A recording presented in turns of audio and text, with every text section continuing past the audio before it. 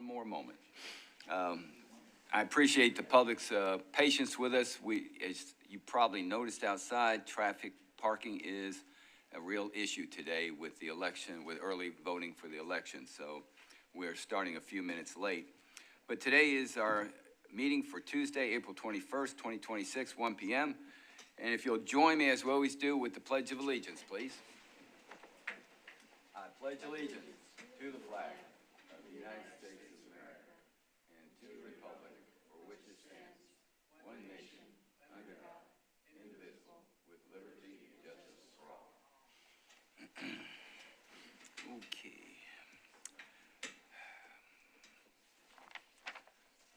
This is the notice of the appeal of decisions from the Metropolitan Transportation Licensing Commission.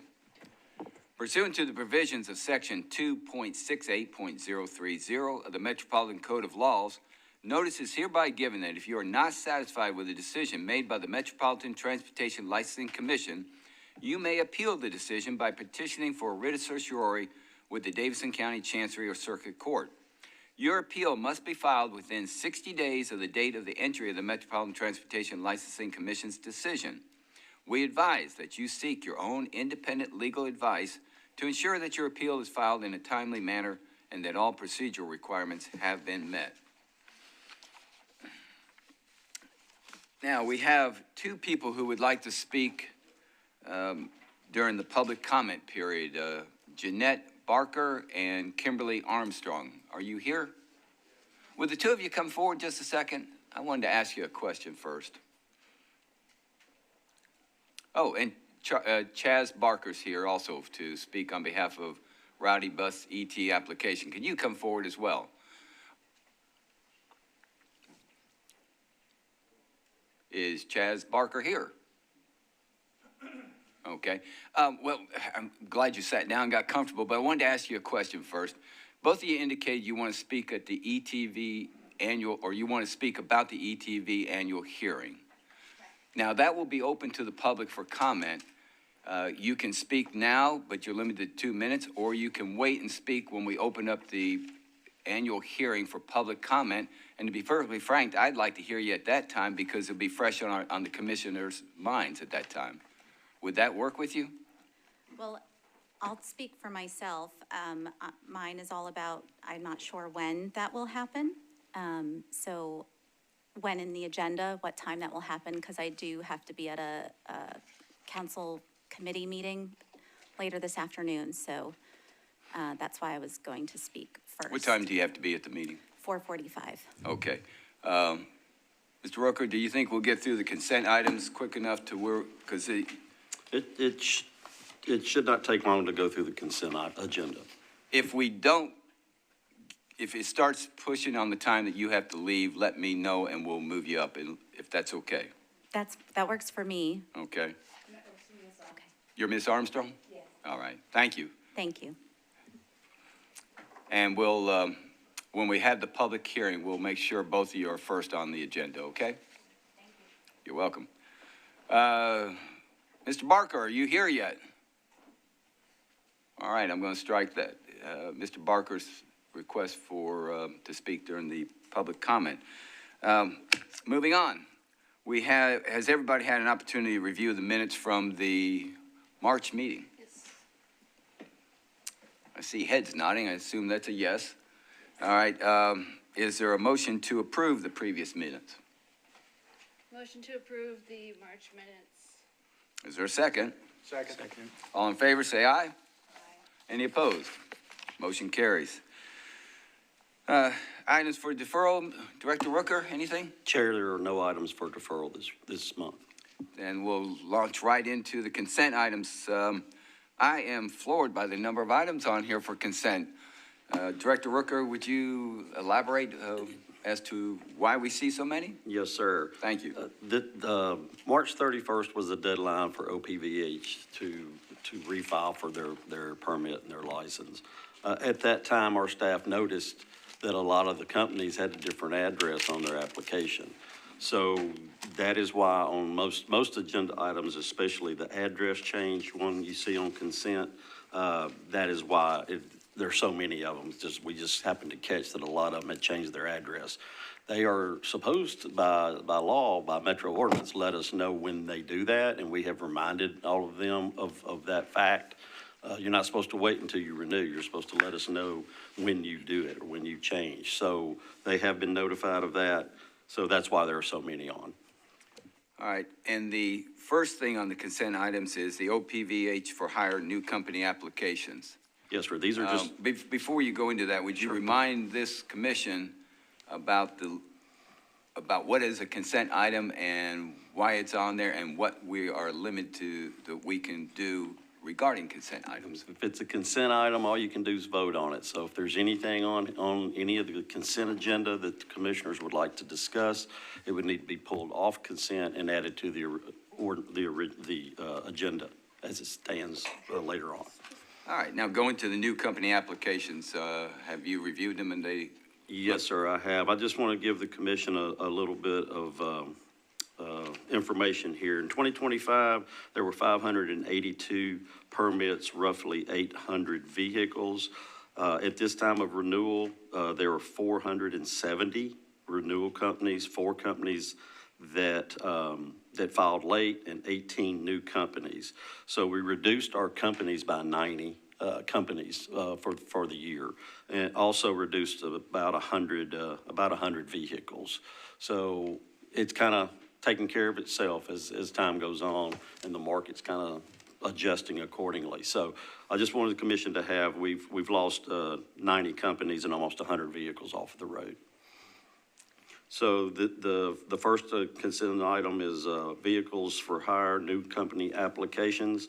All applications are in order, and staff would recommend approval. Is there a motion regarding the OPVH new company applications? All right, I'll do it.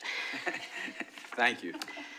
Motion to approve the other passenger vehicles for hire new company applications for Gentleman's Chauffeur Services, LLC, JJYJ Enterprise Transport VIP, LLC, Zane Transportation, Tory Transportation, Bella Limo Services, LLC, JRL Transportation, LLC, Nashville's Private Driver, De La Rosa Services, LLC, TLC Rides, LLC, Nashville Karaoke Rides, LLC, YS Executive Chauffeur, LLC, LTN Inc., DBA TWC Limo, Sandy Black Car, LLC, Uber Fleet, RNA Crown Mobility, LLC, Crown Lily Limo, LLC, Lavish Rides, LLC, LALO Transport, LLC, oh, no, not LLC, excuse me, and then Antioch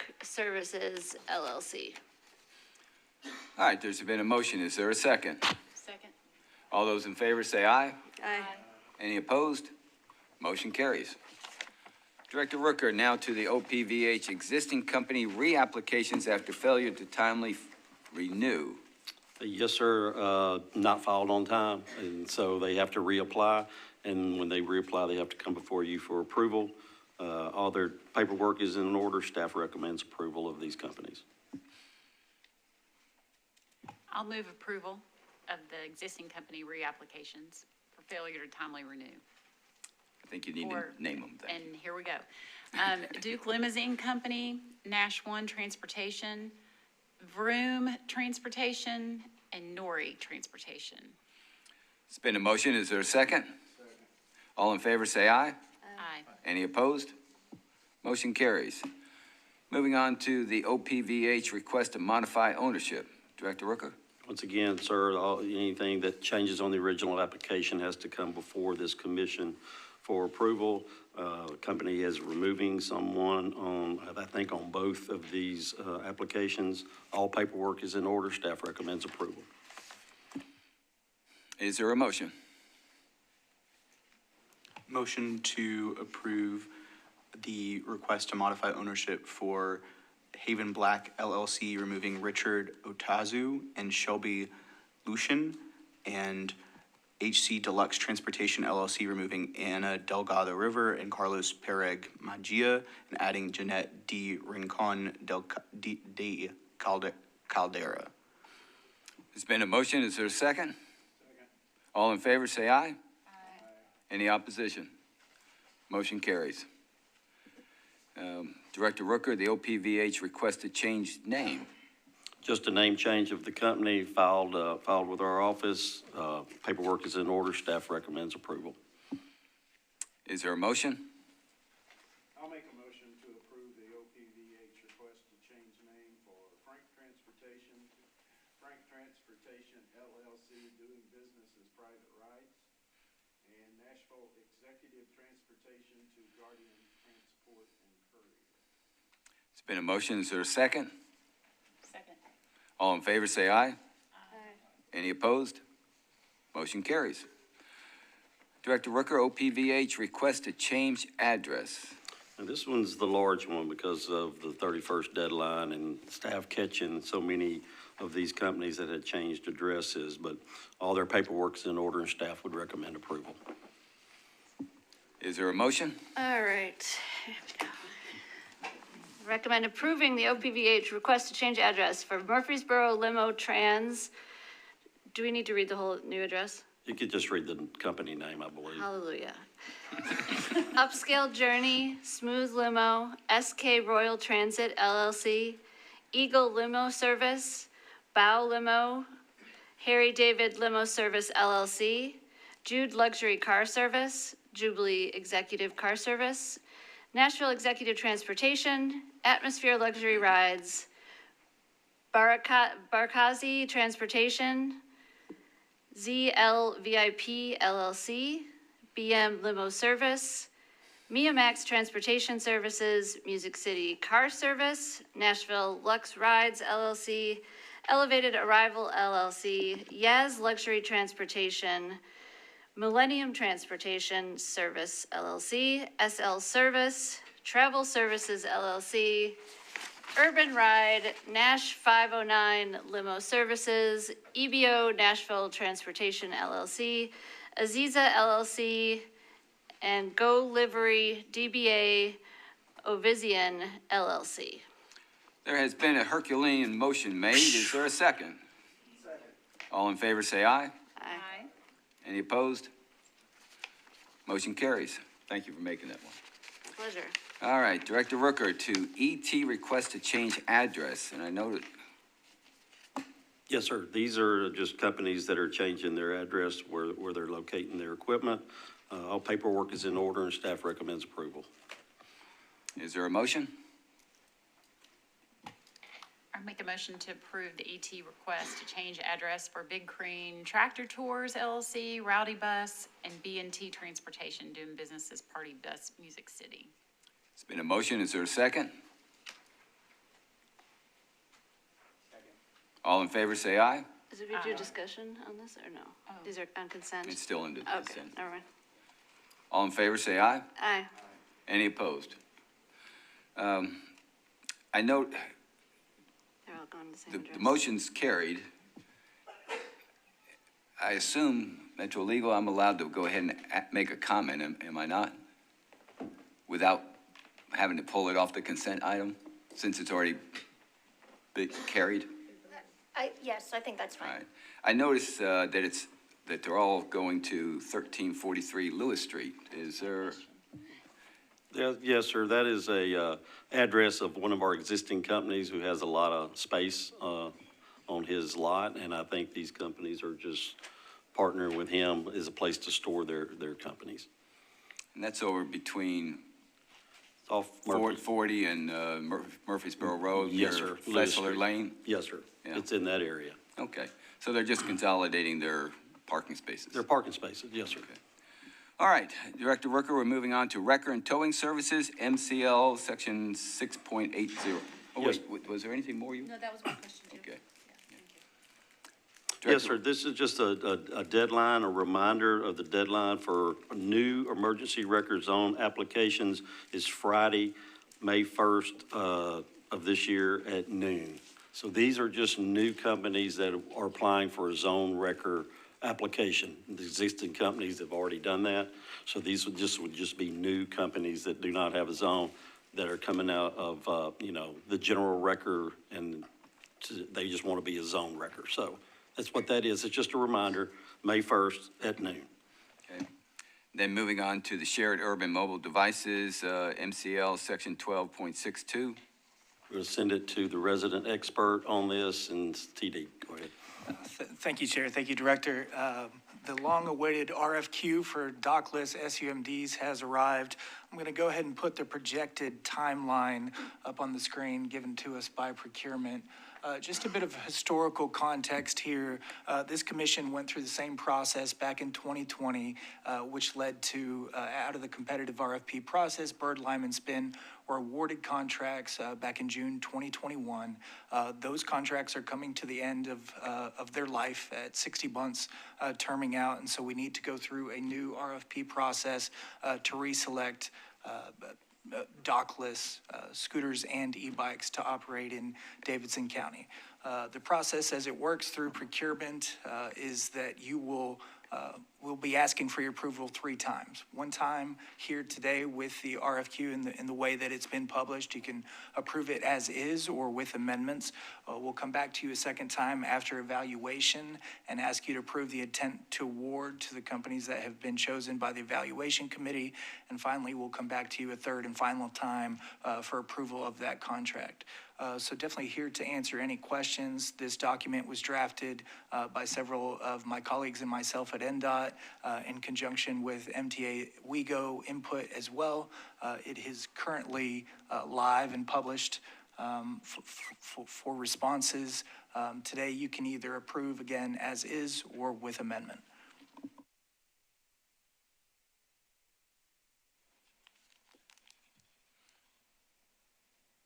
Do I get to start now? Right behind you. One thing I noticed in here is there's not a lot of specificity in terms of the scoring.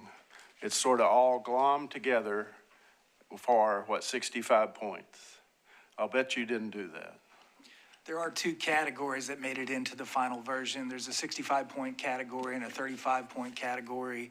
That was not the way it was originally drafted, but that is the form that was accepted into the procurement space. It was required by procurement, right? Under the advice of our colleagues at procurement, has been Okay. procured in this way. You're being too nice. The thing that occurred to me is that this leaves, and maybe this is the right thing, leaves a tremendous amount of flexibility, I guess, to the people doing the scoring. And they're what's your team, 4 or 5 people? I suppose I would decline to say Oh, you're not exactly who's supposed on to the say. evaluation Okay. committee, but several experts in the field, subject matter experts from NDOT and WeGo will Right. be involved. And the people in procurement are not subject experts, I would guess. Probably not in scooters, Yeah. unless they have a weekend hobby. Well, I'm not an expert, I'm just an advanced amateur. Well, I don't like it that way because I can remember the first one. Were you here, Mr. Chairman, for the first time this was done? I mean, it was like a lot of things the first time around. As you know, I want more bicycles. And I think that one, it said, we want more bicycles. I think that's basically all it said. It left it open. And this one, unless I missed it, doesn't even say that. There is an amendment coming out to it, which will specify the number of scooters and e-bikes we're looking for, which is exactly 2,000 scooters and 1,000 bikes to begin the initial phase. And then within your rules, Rule 913, you can add to that fleet per request of the company going forward from there. Okay. And the number we have right now is? I did check that. We've got about 2,000 scooters out there and about 700 e-bikes currently on the streets. So that would increase the number of bikes and keep the scooters at the same amount. So a company that so that's more like 2 to 1 rather than the 4 to 1 we've required. So what if a company promises, 2,000 bikes? Will that be held against them? Will they get extra points? Will? That is a good question. It is solicited for the exact amount, not for them to propose the amount that they'd wish to bring, but for 2,000 scooters and 1,000 bikes. Okay. Because legally, they're all SUMDs, correct? That is correct. So what if they promise 3,000 bikes? I know I'm being trouble here, but We think know we're- it's not you that did this. I mean, We're, did all we're of it. looking for the specific amount. Specifics. Yeah, I think we're at a good place with the number of scooters. I don't think we need to add additional. They end up downtown, is what I've observed in the last 4.5 years. But the bike share, I think, has room to grow, and I think a lot of the community would love to see that, and this will give that opportunity. Okay. One thing I would like more specificity about is it says, such as outreach to educational groups. Can we name the specific groups that we want them to outreach to?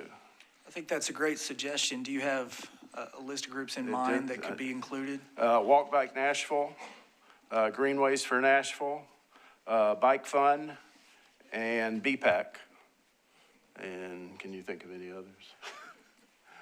That ought to cover it. I mean, not limited to those, obviously, but those are groups that would have a great interest in this.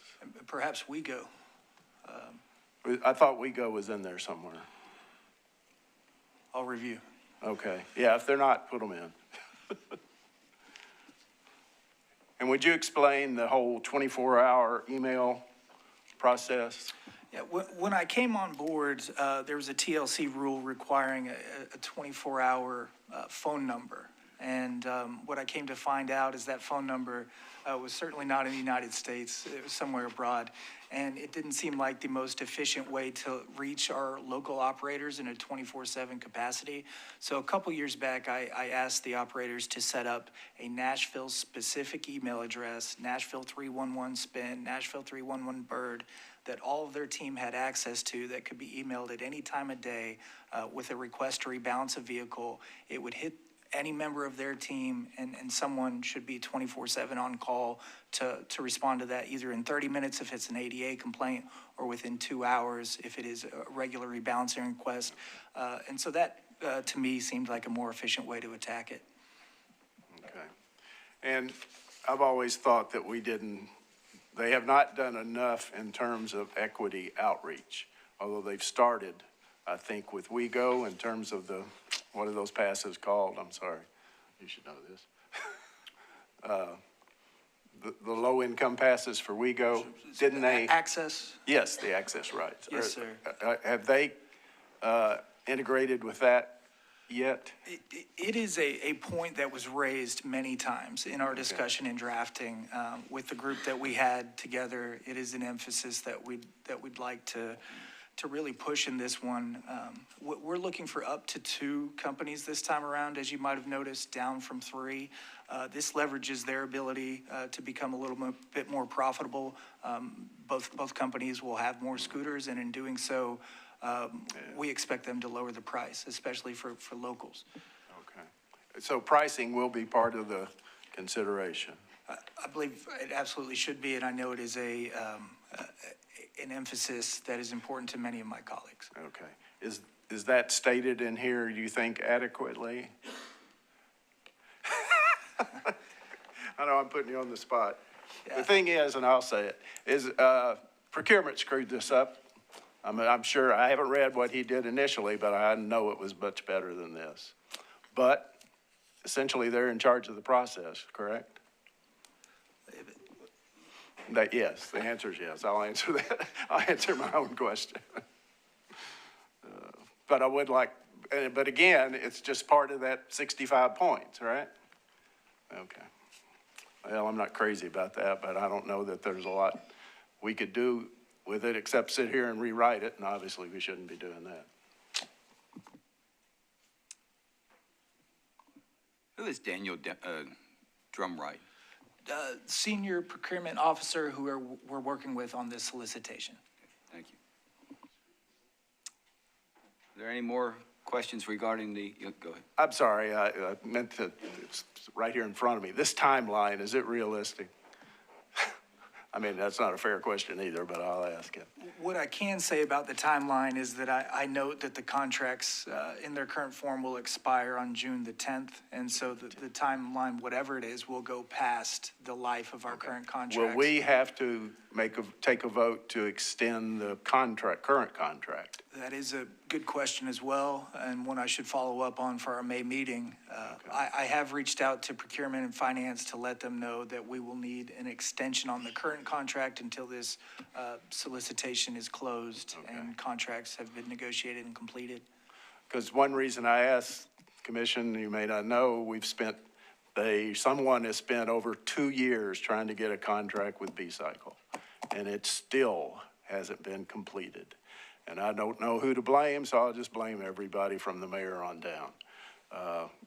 So my hope is this doesn't take 2 years. I'm pretty sure it won't, since we've done this before. But that's why I was questioning the whole timeline. But if we're going to go past June anyway, I don't know that it matters.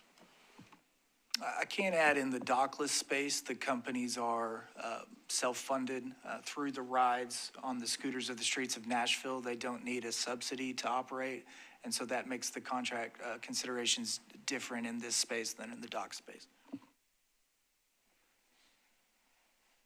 I would just like to, I don't want to reiterate everything he said. Would love for the points to have been broken down more. Would love more on like geography of the placement of their bikes, weighted the amount of bikes, kind of the same things you've already heard. Understood. Thank you, Commissioner. And some of that we could do by rule, correct? If it's not in our rules currently, we can make more rules. You have raised an excellent point that the TLC rules are incorporated by reference into the contract, and so the contract becomes a living, breathing thing within your rules. You're starting to sound like a lawyer.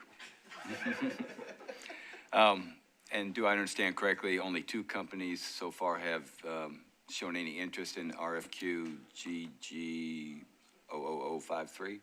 We actually had 5 companies in the pre-offer meeting. What I was commenting is that this time we will select up to 2. We can select 1 or 2 the way it's currently solicited. We're going to go down from 3. We will not select 3. And I'm sorry to keep bringing it up. The only question I have about that is 5 years ago, it was a very volatile industry, to say the least. And we already had one buy another company and then go bankrupt, so we really have 2 companies now, although I don't think they still won't admit it. So do you feel comfortable that we won't have anybody else go bankrupt? I cannot speak to that. I can't speak to whether we'll be scooting in 5 years, but I can say that 5 years ago, there were 8 companies that responded to Nashville's first RFP, and the 3 you selected are still in business, and the 5 you did not select are all out of business. Question for you, TD. Who's on the evaluation committee?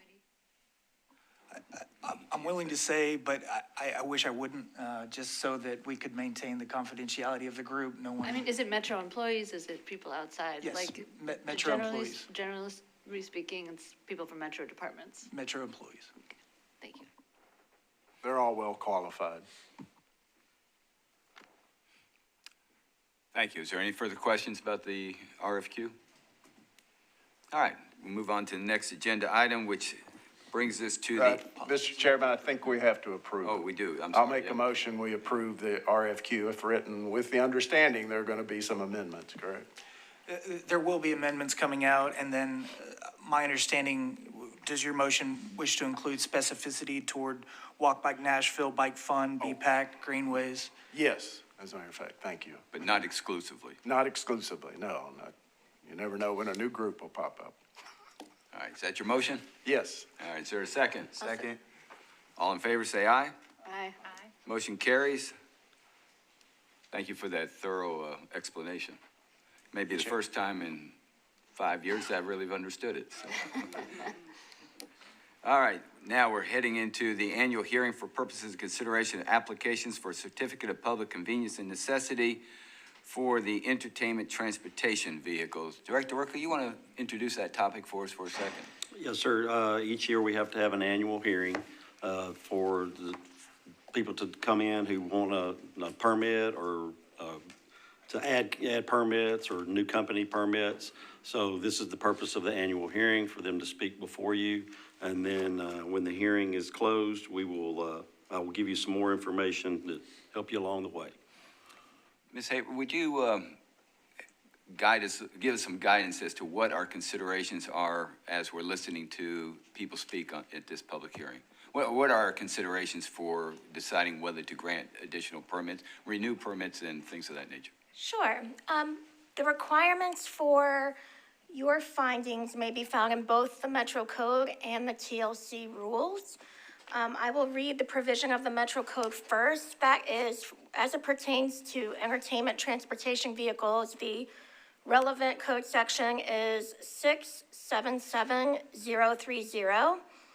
And that states in subsection A that the MTLC must make a prerequisite finding as to what number of entertainment transportation vehicle service providers and vehicles are required by the public convenience and necessity in the metropolitan government area before it may issue any new certificates of public convenience and necessity, renew any previously issued expiring certificates, or add any additional permitted vehicles to an existing certificate holder's permitted fleet. Further, the MTLC must find that an applicant is fit, willing, and able to provide such service and to conform to the provisions of the chapter and the rules promulgated by the TLC before the TLC may issue a certificate of public convenience and necessity to a particular applicant. The certificate shall state the name and address, the number of vehicles authorized upon such certificate, and the date of issuance.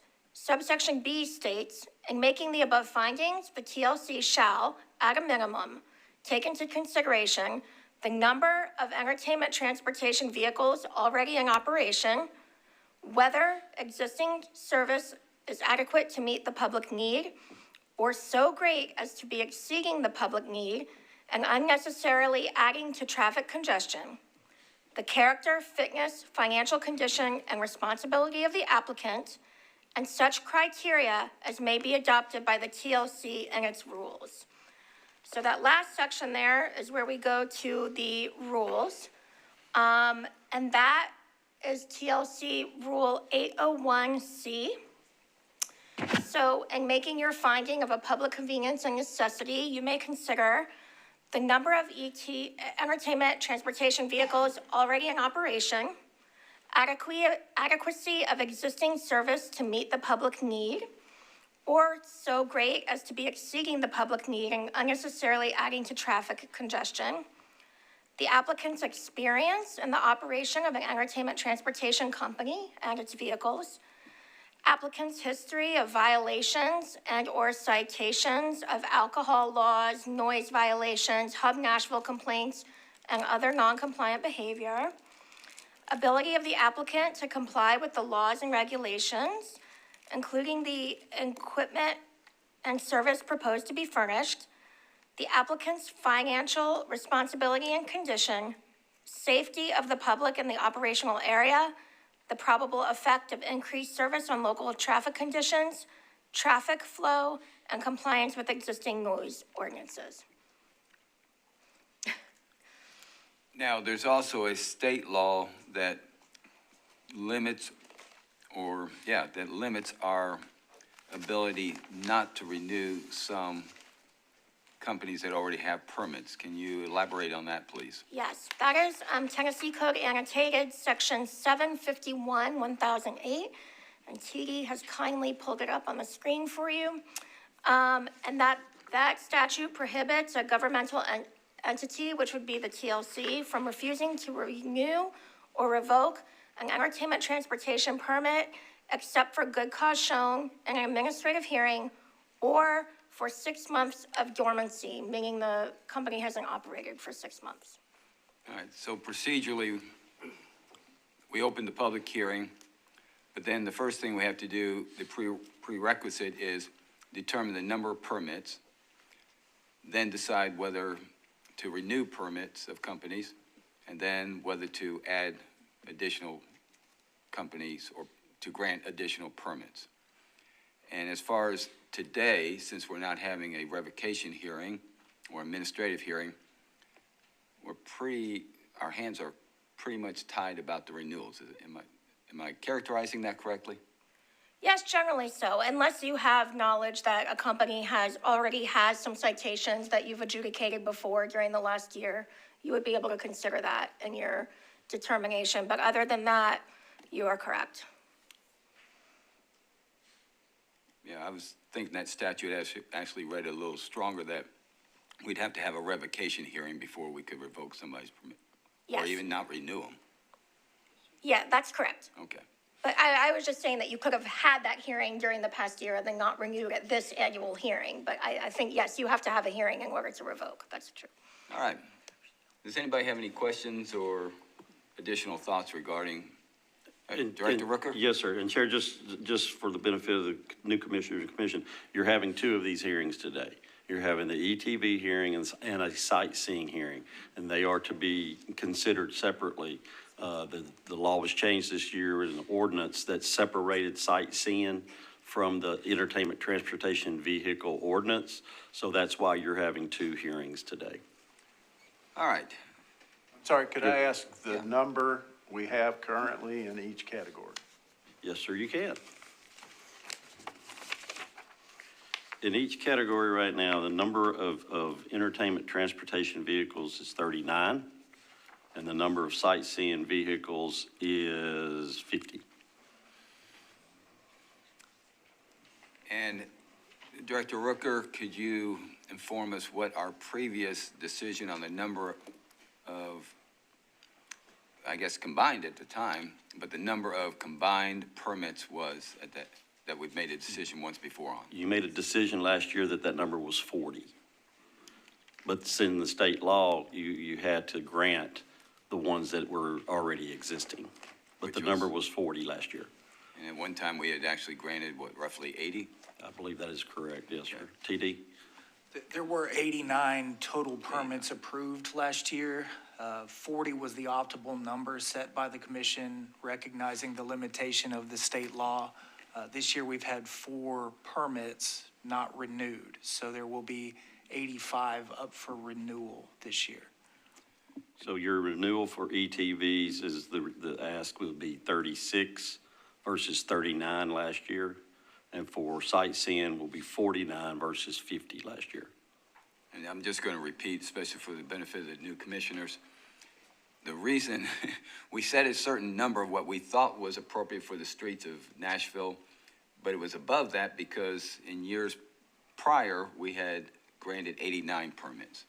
And then the state came in with TCA Section 751-1008, which said we could not revoke it or reduce the number of permits out there unless we had good cause, as explained in this subsection A of that statute. That is correct. So we're limping along with more permits issued than what we thought was appropriate for downtown, basically downtown Nashville. Yes, sir. I have a question for legal regarding the definition of entertainment transportation at the state level. Did it include the sightseeing? Is there a definition at the state level for? There's not a definition at the state level, but the Metro Code section pertaining to seated sightseeing vehicles defines them as entertainment transportation under 751-1008.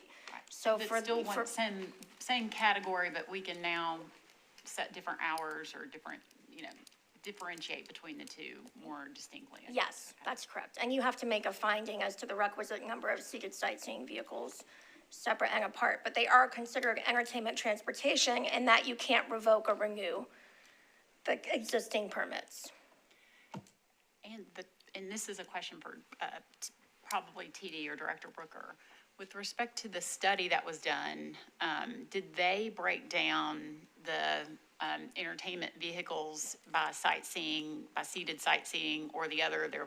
Or is the number that was suggested in there that would be ideal for traffic implications lumped together? At the time, they were studied together as they were a single category. And I'll ask a follow-up question. Did that study at any time calculate the number of vehicles that were on the streets at any specific time, like Thursday at 8 p.m. or Saturday at 11 p.m. or Tuesday at 10 a.m.? I do not have the answer to that question. We I have do. The NDOT. answer was no, it didn't. We have NDOT We have a representative from NDOT here that can answer maybe that here after the hearing. I'm pretty sure that's the answer, because I never got the numbers. Because I asked several times about specificity, oh, I'm saying that a lot today, of how many were actually out there. We're all 90 or 91 there at the same time. And we never, unless I forget, we never got that answer. Just for clarity's sake, can you talk really briefly about that study, why it was created and when it was finished? I could, although I believe NDOT has someone here today who could speak to it with a little more articulation. I don't know what the appropriate time to hear from him would be, if we want that to be after the annual hearing. We're gonna bring him in as part of the annual hearing, but probably the last person to speak, that's, I believe it's Mr. Schultz sitting up there to my right. Thanks, I'll wait for that. Okay. All right, we're going to open up the annual hearing for public comment on the Entertainment Transportation's request to renew and for new permits. And as I promised Jeanette Barker, I think you wanted to speak and you had another engagement you needed to get to. So come on down, as they say, and The Price is Right.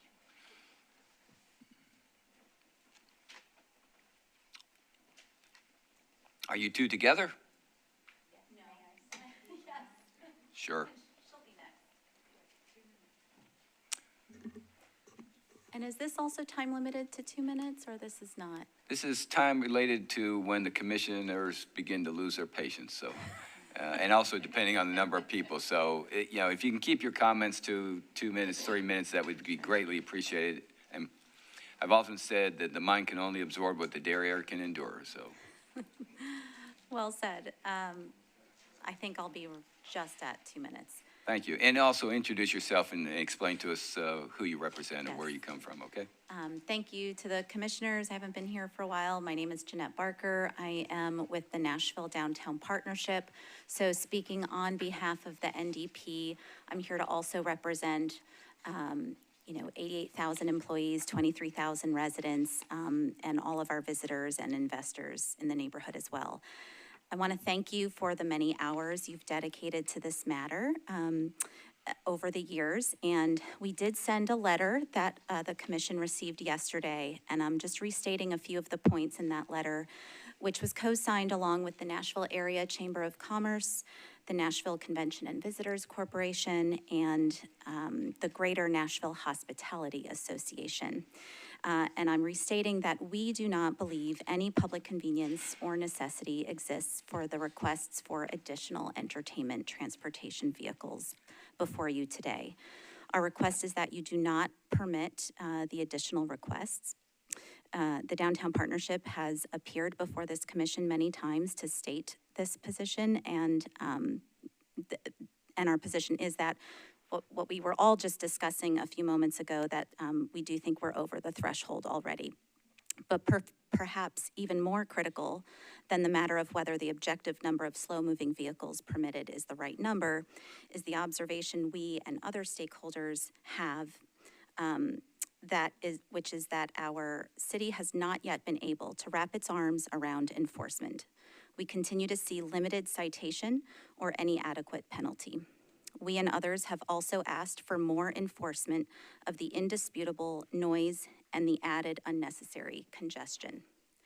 We've also requested that this commission regularly receive and review reports of NDOT's received complaints and issued citations, and that you might consider something that we've called a scoring rubric to assist this commission in prescribing appropriate penalties. I'm not sure if this commission has received and will be able to review data of this nature today, but I'd like to say on record that absent an available scorecard, there is really no measurable means for consideration. We hope that together this commission, metro departments, and community stakeholders are asking the right questions to ensure an optimal outcome for Nashville, and we thank you for your consideration. Do you have a copy of your letter there in front of you? Jerry, it should be in your packet. Yeah, I just wanted to know if she wanted to make it an exhibit to Part of this the hearing. record, yeah. Make it a part of the record. I do not have one today. Okay. are you asking that the letter that was sent on April 20th, and I believe you emailed it to everybody, I did. be made part of the record today? Yes, please. Okay. Ms. Sheffler, can you make sure that happens? And I assume you have a copy of it, right? Yes, sir. Okay. Yes, sir, Chair. All right. Can we Thank ask you. questions of the witnesses? Sure Is that can. appropriate? Yeah. Would Downtown Partnership support increased staff for the TLC, paid for by the fees from the entertainment vehicles? I don't think I know enough about the current state of staffing levels Well, if to you want answer that more question on the enforcement, record. That would make an assumption that the reason for any lack of enforcement is is a need for more manpower, woman power. And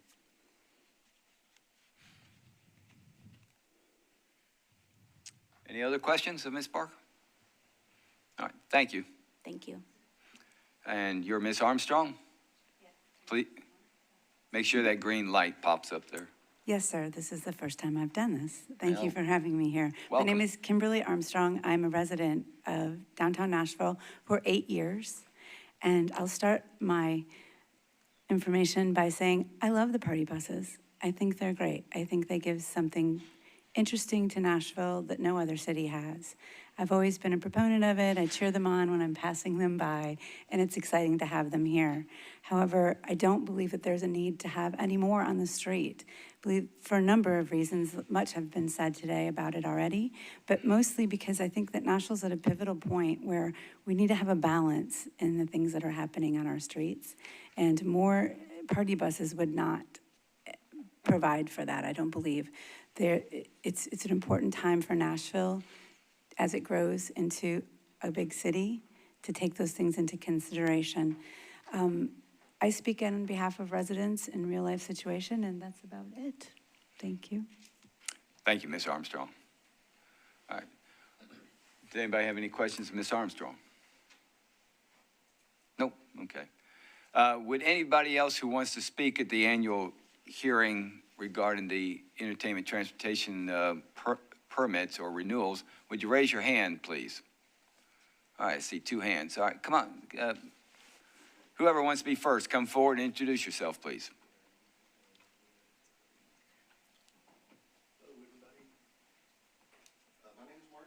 Can, wait till you sit down and turn on your microphone so we can hear you, okay?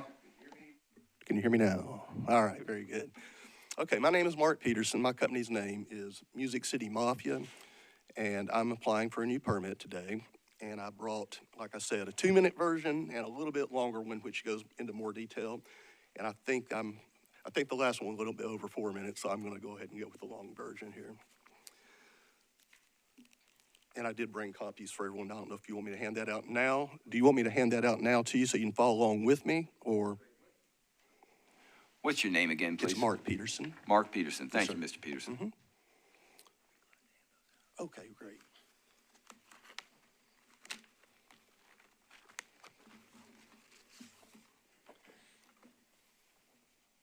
I think that should be all there. Thank you.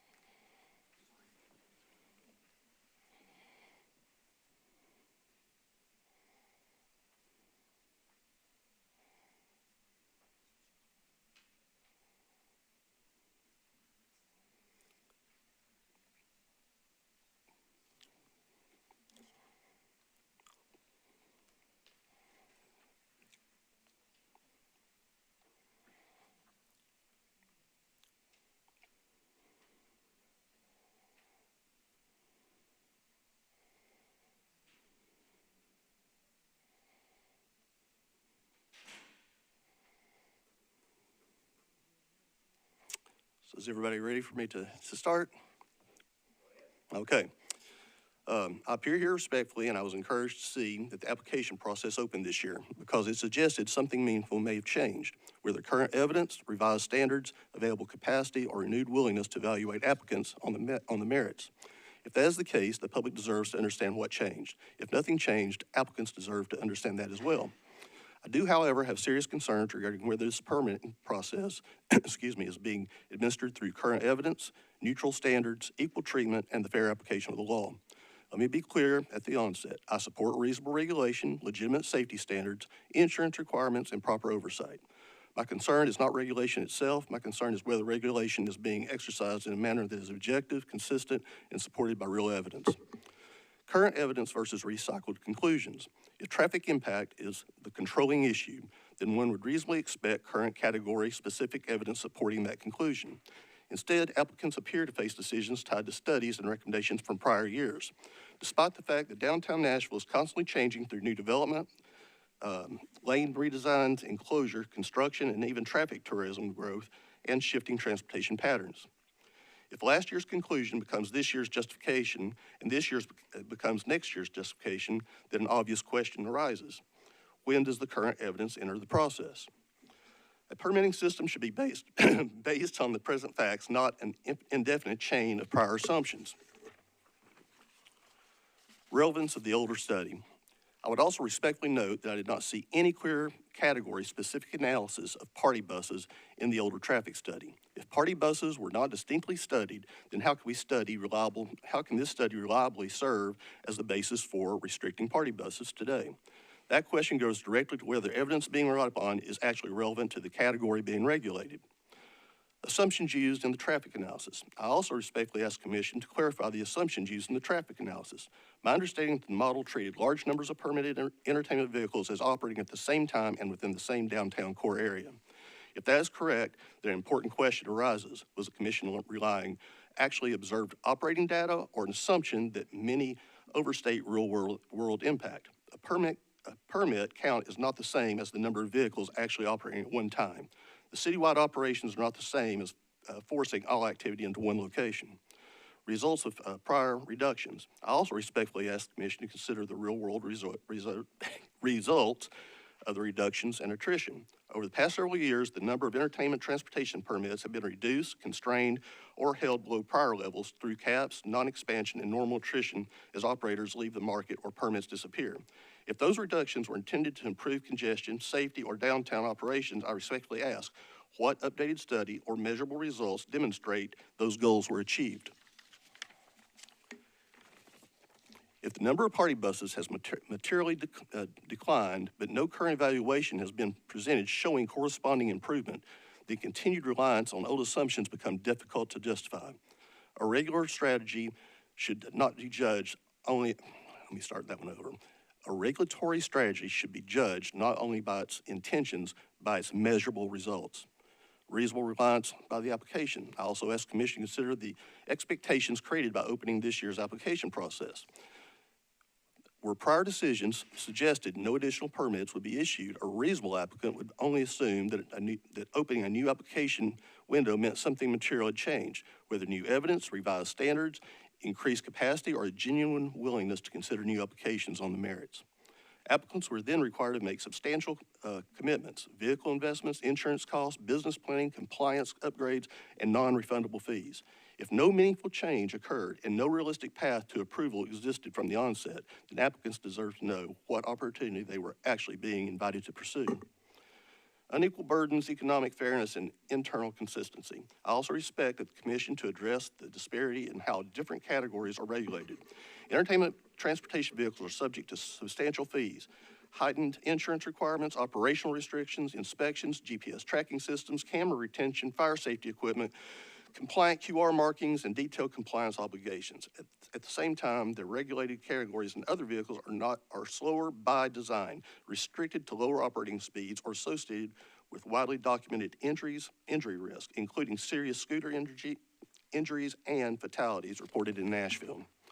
Current TLC rules require entertainment transportation vehicles to operate with the normal flow of traffic, yet other categories are intentionally limited to slower speeds or operate under different standards. If traffic flow and public safety are the true concerns, I respectfully ask what current objective evidence justifies imposing the heaviest burdens on the professionally operated party buses while treating the other categories more favorably. I also respectfully ask whether the economic burden imposed across the category are rational, proportional, and consistently applied. Regulation should protect the public, but it should also provide fair access to economic opportunity and avoid unnecessary barriers to reasonable small businesses. Fee methodology and transparency. I also expect the Commission to clarify the methodology used in establishing fees, permit fees, and category-specific financial burdens. Were those amounts based on documented administrative cost, public safety expenses, enforcement data, and other objective standards? How are those revenues allocated and used? If fees differ materially among categories, what current evidence justifies those differences? Transparency is free setting and an important part of public confidence and fair regulation. We're rounding the end here, folks. Permit numbers and comparative treatment. I also asked the Commission to consider the comparative permit structure. The Commission has previously identified a much lower optimal number for the entertainment transportation permits, while other categories remain approved by substantial numbers, and scooter fleets have historically operated at a scale in the thousands. If the concern is congestion, then I respectfully ask how those comparative numbers were reached and what present-day evidence supports them. Inclusion and tourism access. I also ask the Commission to consider the seniors, mobility limited visitors, and others who may not be able to comfortably navigate crowded sidewalks, long walking distances, curbs, and dense nightlife areas. For some people, these services may not be one of the few practical ways to experience downtown. I'm not raising a regulatory mandate issue. I'm simply asking that inclusive tourism access be considered as part of the overall decision-making. Full consideration under the law also respect whether all required factors are being considered or whether one issue has eclipsed everything else. Because a fair process should include the following: public need, adequacy of existing services, applicant qualifications, financial responsibility, safety, actual market demand, and other standards by law. If traffic alone is the answer to every question, then the process risks becoming narrower than the law requires. State policy direction. I would also like to note that recently enhanced legislation, tourism access and limited unnecessary local barriers in tourism, including House Bill 2366, Senate Bill 2157. Regardless of the exact scope of this legislation, it reflects a broader statewide principle. Tourism access and economic matter, and local regulation should remain fair, current, and evidence-based. So the closing questions are, and I'd like for you to answer these today. You have a copy right there. What current evidence specifically supports restrictions on party buses today? Where were party buses distinctly analyzed in the much older study relied upon? Were assumptions used that the treated permit vehicles as operating simultaneously in the same area? What measurable results came from the prior permit reductions and attrition? Are decisions based on present analysis or primarily prior year conclusions?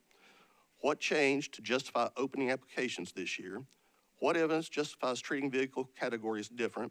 What methodology was used to establish these fees, and how are those fees used? What inclusion and tourism access impacts are considered, and were all legally required factors considered, or just primarily traffic concerns alone? Because many of these questions may not be fully addressed within the time available today, I respectfully request that a written response, supporting materials, or future discussions of issues will be entered into the public record at the earliest practical opportunity. I appreciate your time today. And Mr. Peterson, on behalf of Music City Mafia, you're requesting one permit? That's correct. All right. Maybe during the deliberations by the commissioners, some of your 10 closing questions will be addressed or answered. But we're here to determine whether there's a public convenience and necessity for renewing permits and or adding additional new permits. And I respect that, and I appreciate it. It's just, I just want to mainly know were those factors, and it's stated, were other factors besides that traffic study considered, the ones that I listed, were those considered? Before you vote, I would like for you to discuss that amongst yourselves, because we're leaving out a whole lot of other issues if that's the only one we're going to be focusing everything around. Thank you for your input today. Thank you very much. Chair, just real quick, this gentleman's Nashville Adventures. He applied for an ETV permit, but he really wants a sightseeing permit. He is a sightseeing company that he would like to open. So would you prefer him to wait until sightseeing public hearing? Yes, Okay. just wait. He's on the agenda for ETV. You can go ahead and pass out the, whatever it is he wanted to give to us, but I think he ought to be Nashville considered Adventures, under sightseeing. New company, Nashville Adventures. He can have mine. The wrong paperwork. Good afternoon. My name is Heather Cormier. I'm with Nashville Ultimate Party Bus. For the past 3 years, I have consistently asked this board to reconsider decisions made during the original permitting process. At that time, we were forced to make an immediate decision within minutes between ETV permits and sightseeing permits without full information on the long-term cost or operational implications.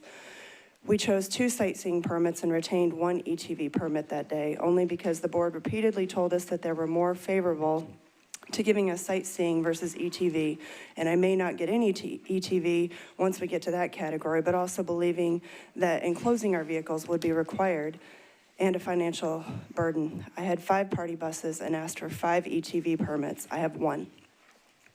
I never wanted to be in the sightseeing business. We were a successful party bus company. Since then, I've returned year after year with the same simple request to convert my 2 sightseeing permits into 1 additional ETV permit. Each time, I am told that if an exception is made for me, it must be made for everyone else. Respectfully, there is no one else asking for this. I have been the only one making this request for multiple years. What I am proposing is not a burden on the city, it's a benefit. I'm offering to surrender 2 permits in exchange for 1. That means 1 less vehicle on the road, which aligns directly with the city's stated goal of reducing congestion and managing traffic impact. If, in the future, another operator makes a similar request, you could evaluate it on its own merits or even structure similar exchanges that further reduce the total number of permits in circulation. But today, I'm the only one asking. I'm asking you to consider the real impact this has had on my business and my family. I've been operating since 2018 as one of the first companies to introduce open-air buses in this market. I built this business from the ground up only to have it significantly reduced by a permitting process that frankly felt rushed and unfair. Had there been a fair allocation or grandfathering, I would have had multiple ETV permits. I would have been able to sustain my business. Instead, I was left with 1 out of 5. No business can survive on a single permit given the costs we require to carry between city fees, insurance, and operating expenses. All I'm asking for is a practical solution, one that helps both my company and the city. Please allow me to convert 2 sightseeing permits into 1 ETV permit. And especially hearing the number that's going to renew with only 35 trying to renew, I would hope that you would seriously consider my request this year. And I apologize, what company are you with? Nashville Ultimate Party Bus.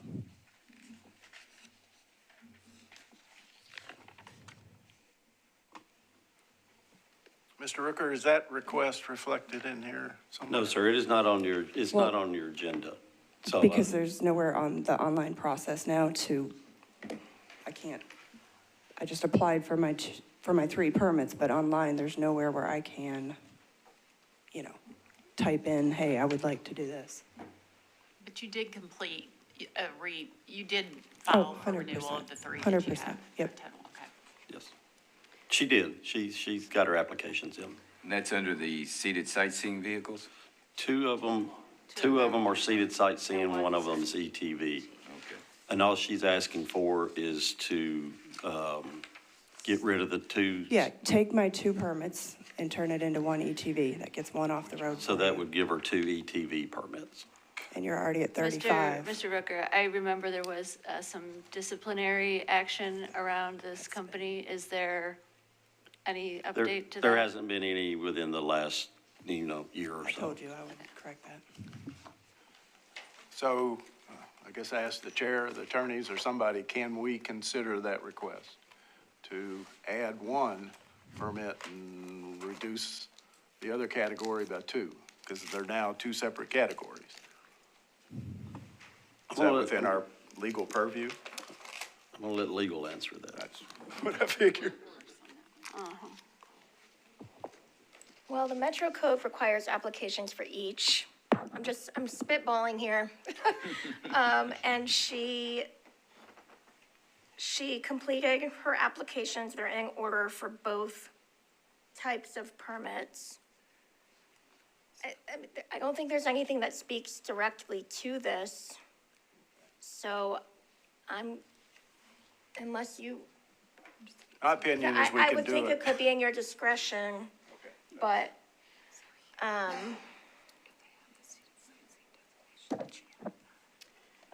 Are you currently operating the sightseeing vehicles as ETVs?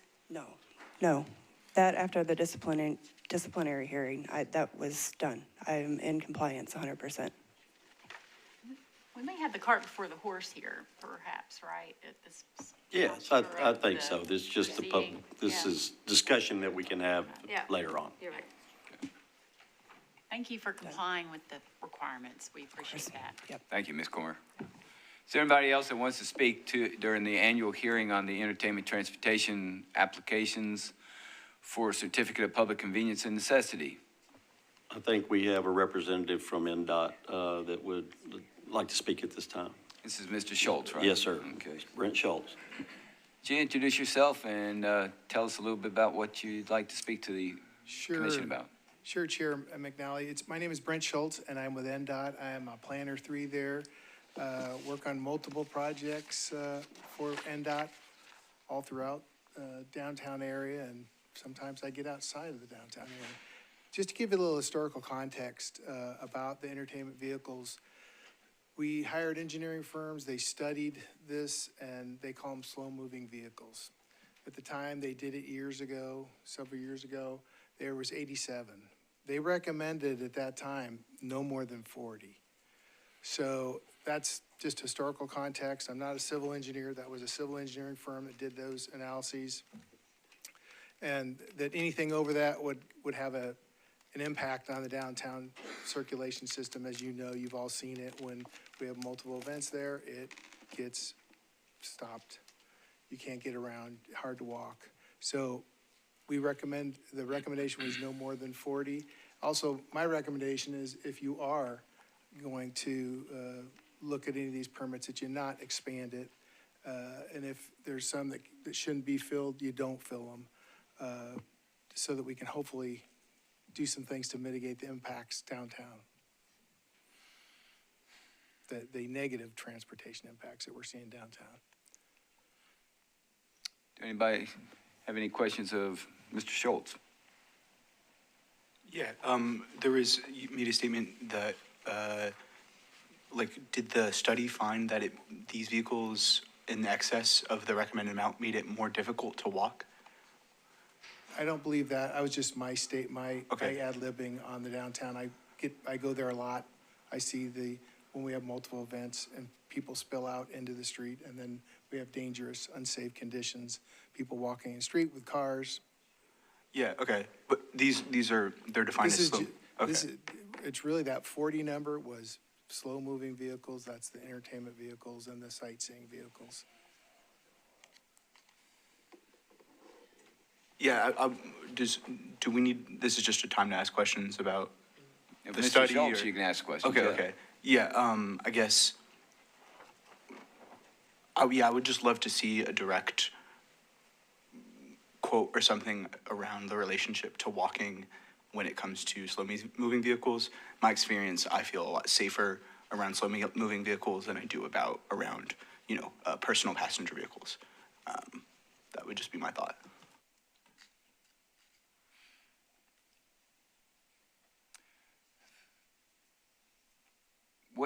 Could you articulate what factors were used into consideration for the number of 40, so we can get that on the record today?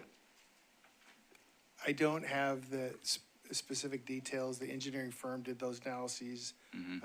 They're just telling me 40 was the number they came to when they did their modeling for the downtown. You start going over that, it starts having negative impacts on the circulation system down there. Starts slowing down vehicles, starts, our intersections start getting impacted. And that's, When did that study come out? I'd have to get the precise year on that. My Was understanding it it was. 2024? Was it I think it was 24? right. TD may know the Wait, answer to that. around that. 2024? 2024? 23. Was it 23? 23 or 24. I know we waited on it for quite a long time. Has there been any updated studies since that, does any, I know I would welcome anyone who has done any sort of traffic study since then. If there's any industry member has conducted their own study, I would love to know that, but it sounds like that this is the most latest. Okay, that sounds like maybe there is, we'll get to you the next, maybe. I've been here for almost, I think, 2 years now. We haven't done any studies on the downtown since I've been here, unless you know of any TD. I was just surprised you've been here 2 years already, I Brad. know, I look old, huh? Time flies when you're having fun. I'm not familiar. I was young. I'm not familiar with any additional slow-moving vehicle studies in that time frame. This is just my observation as somebody who has been living downtown for the last 8 years. I tend to agree that the slow-moving vehicles affect pedestrians too, because I've seen them stuck on, especially on Korean Veterans Boulevard and Fifth. You know, every time there's an event, sure enough, there's like 1 or 2 vehicles stuck in there. So it makes it hard to cross the street, especially when there's events at the Music City Center, all those conventions that we have. So I've witnessed that myself, and I see it pretty much every week.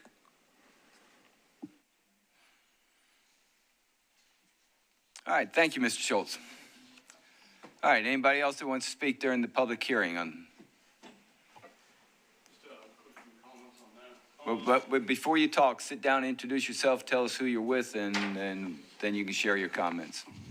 All right, so Dominic, Nashville Karaoke Rides LLC owner, one of the new ones. I'd say one of the bigger issues than the party buses would be the taxis and pedestrians who do not follow the rules down there. So the past 3 years, I've done Uber 8 hours a day, focusing on downtown before I decided to do my own independent rides.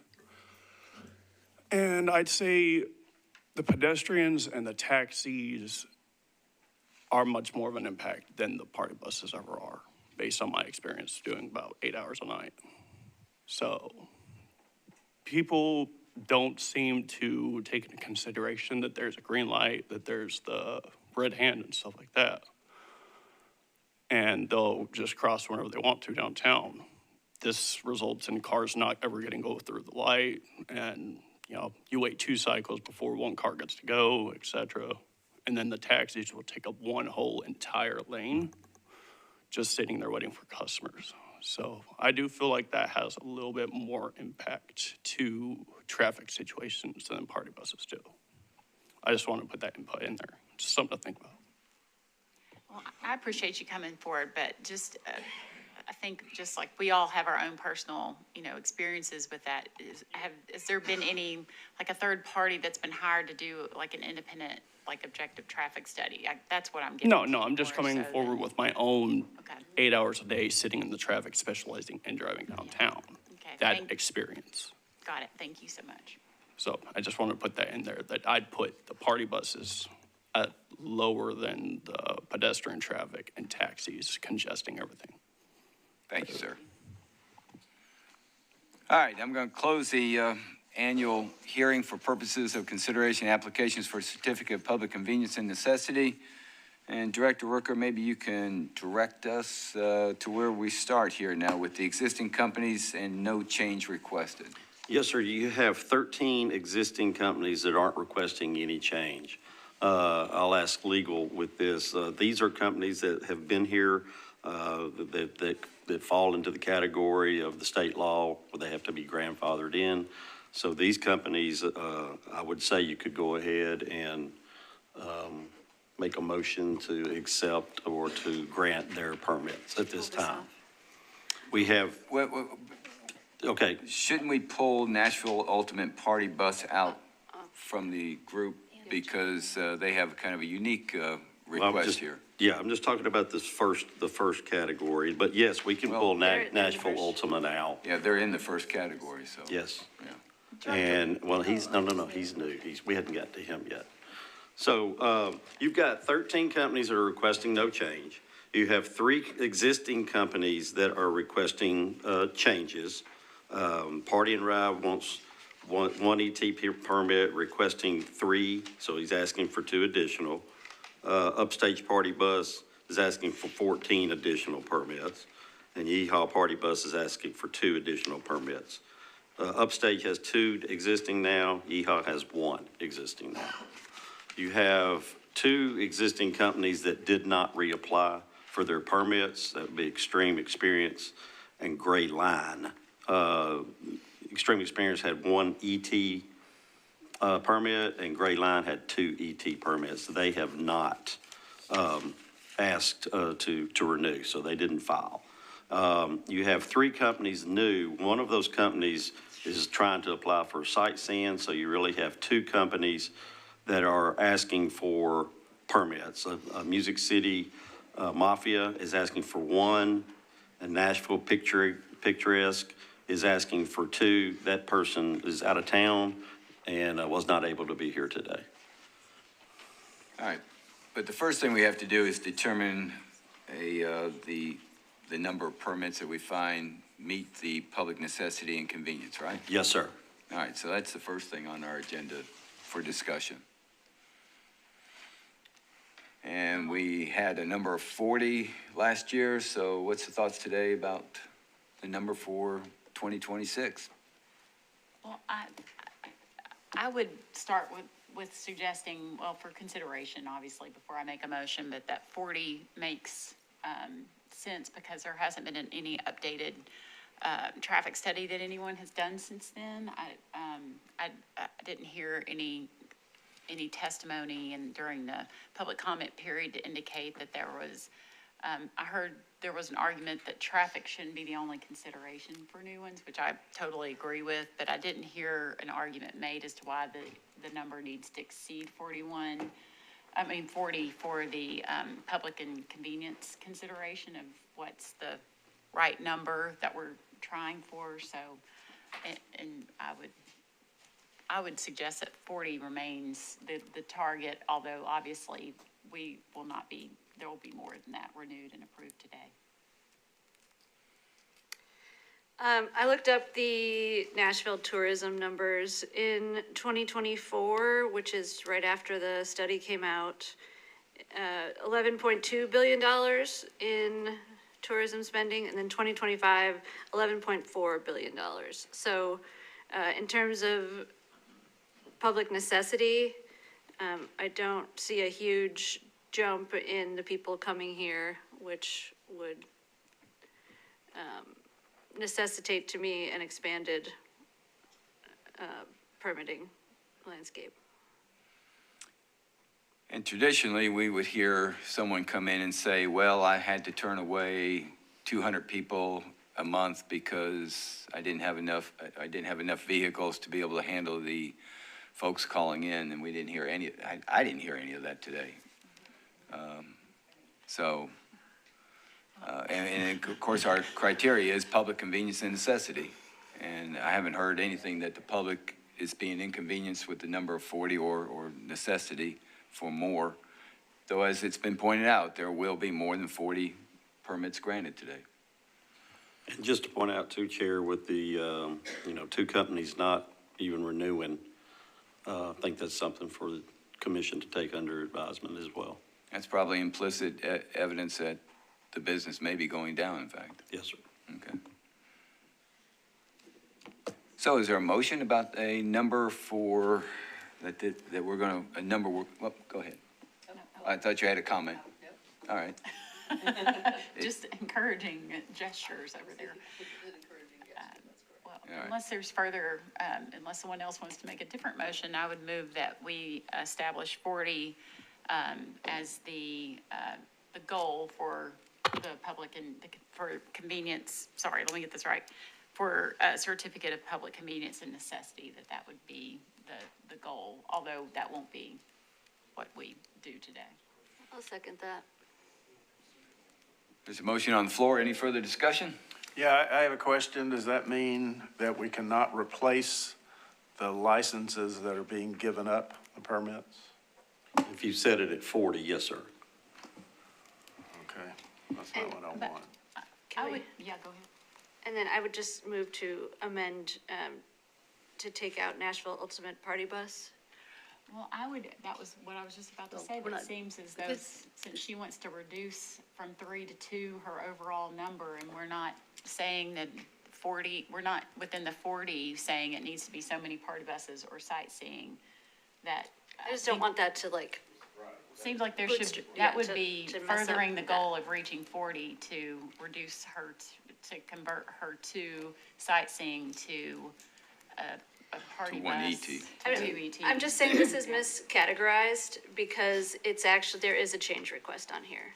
So I just want to note that we want to take Nashville Ultimate Party Bus out of these 13. We're not there yet. We're not at the number to set Yeah. first. Yeah. But the question really, So- I think the question on the table is, if we set it at 40, can we still swap two Yes. sightseeings for one ET? I think my it's within the spirit of reaching 40. And I'm a believer in the spirit of the law. Yeah, I was going to say, it seems to me if our goal is to get to 40, because we think that's the right number for public convenience and necessity, that we have flexibility within that, because we know we started higher, and we have legal constraints imposed by state government on what we do with that. So having that as a goal does not constrain us, I don't think, to. Now, to be clear, just to be clear, the 40 last year that you approved was for both categories? Correct. Okay, I just wanted to clarify that. But we're not Well, saying, I think you need to establish a number for ETVs and then later on a number for, I will let legal speak to this 100%, but a number for ETVs and then in your next public hearing, a number for sightseeing. but what, I'm kind of concerned about doing that, because we might decide that the public convenience and necessity is better served with 10 permits of ETs and 30 permits of sightseeing, or vice versa. I mean, that limits our flexibility if we make it, say, 2020 or 1525.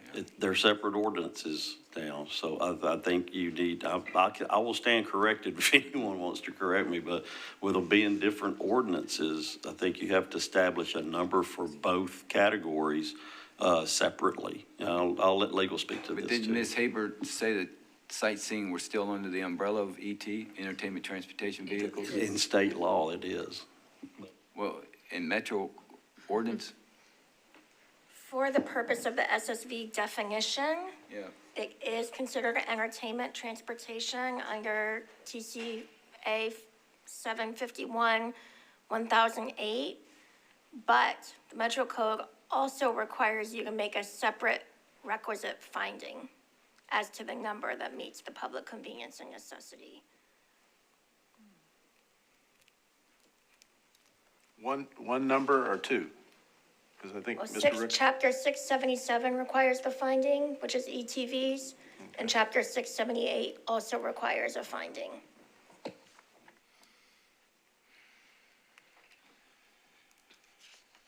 So we could set a number for each category, but knowing that it's going to exceed that category just with the renewals that we're not allowed to decline or deny. That's correct. So then if, I think I just added up, there were like 32 currently existing companies with permits who are not requesting any changes. If we were to say 20,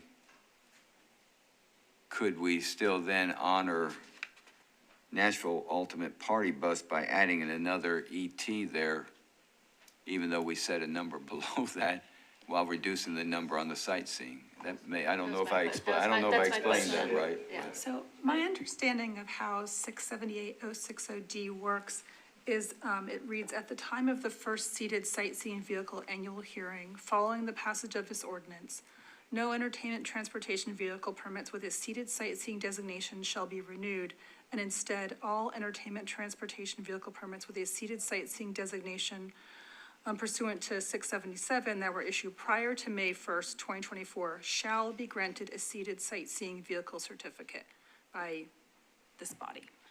So it seems to be mandatory, there's a shall. This is the annual hearing following the passage of that ordinance. Yes, this is the hearing that you're going to conduct after you do this one, right? So those people with ETV permits that had the seated sightseeing designations, it's mandatory that they're converted to SSV certificates in the course of that hearing, to clarify that piece of it. Right, so everybody with no change requested in sightseeing is automatically renewed, Yes. I'm still looking for clarification. regardless of our I'm sorry. Go ahead. Regardless of our finding of public convenience and necessity. Correct, well, if they're grandfathered in, if they had that permit prior to May 2024, yeah. Let me put just a finer point on this. I think it's kind of the same question everyone's asking. If we say we do not find a public need or necessity, can we still do the ultimate party bus swap from one ET to two ETs? I don't see the 3 to 2. authorization for that here. I think it would be effectively a request for a new ETV permit. Right. Because they're not entitled to the ETV permit. So we would have to have a public, Yeah, that would be, then that would determine the public need and necessity Yeah, if we were going to do that. right. Okay, thank you. But we could probably justify public convenience and necessity by reducing 2 sightseeings to 1 ET, because that does promote the goal of reducing the number on the streets, which is public The convenience overall number. and necessity, yeah. Is legal's position that she hasn't applied for a new ETV? Could we roll her to next meeting so that she can do that? I know this is the annual hearing. Is that possible to take her, bump her from this, so to speak, for that? You would happen? have to waive your rule because she's missed the deadline for a new application. For next, okay.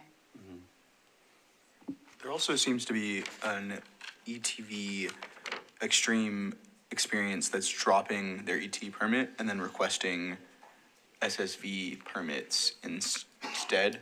I don't know if that's something we want to consider or want to think about now, TD, or what y'all know about that? What's the name of the company? Extreme experience. Down under existing Yeah, companies that's with right. change requested. Good catch. Indeed, Extreme Experience followed the process that we would expect one to follow for making a de facto swap. He no longer wishes to operate an ET, so he did not reapply in that category, but did reapply in the sightseeing category and requested additional permits there. Had we understood the intent of Ultimate Party Bus, we would have listed it that way on the agenda, and it would have come in that way on the application.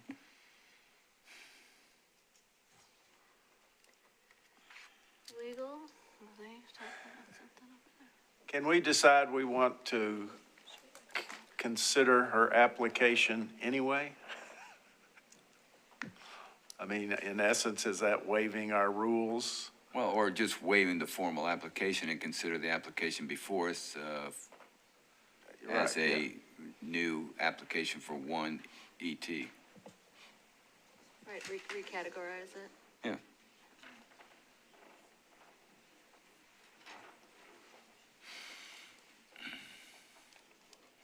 Well, as we debate that forever, Yeah, legal minds. as they like to say, I remember them saying in law school, how many angels dance on the top of a pinhead?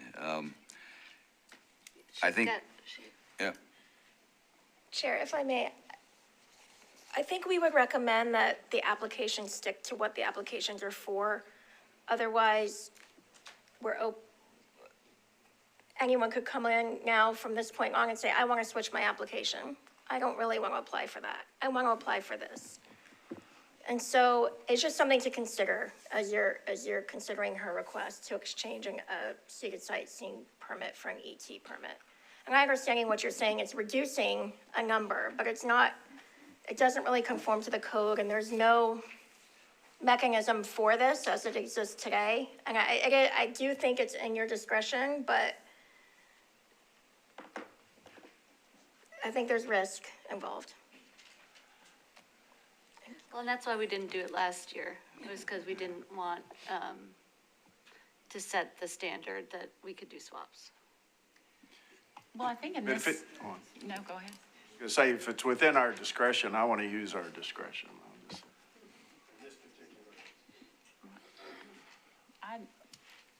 If there is discretion, I would also like to use it in this instance, but I think yeah.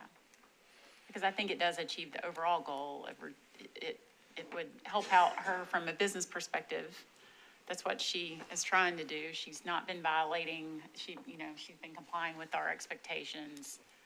As she said that there wasn't, I don't know if this is accurate or not, but she indicated there wasn't an application process online to do what she wanted to do, and maybe she should have reached out to ask for some clarification there, but that might be, I hate to penalize her for another year after last year she came and was offering to do this, and it ultimately meets one of our goals to reduce the number. It's a win-win in my point of view. D. Chair, if I could, would hate to see a technicality harm an applicant. That being said, knowing how important this agenda was to get accurate, we sent it out 2 weeks prior to all the companies and said, if there's anything wrong here, please tell us. And we did not receive any corrections to the agenda. That being said, had it been discussed with staff, it would have been on the agenda correctly. And two, because so the commission knows, we don't ask people, are you sure that you're applying for the right thing? And, on down the line, we just can't do that. We don't have the manpower to do that. We had to call Uber and Lyft, large cars that we regulate, and ask them for 15 extra days just to get all this information inputted. It is a lot to do in 1 month. Well, not to get too sidetracked on the question of what to do about Nashville Ultimate Party Bus's actual request, I do think we need to focus on initially what is the number we want to set for entertainment transportation permits based upon the standard of public convenience and necessity. There was a motion of continuing with 40. I don't know if there was a second.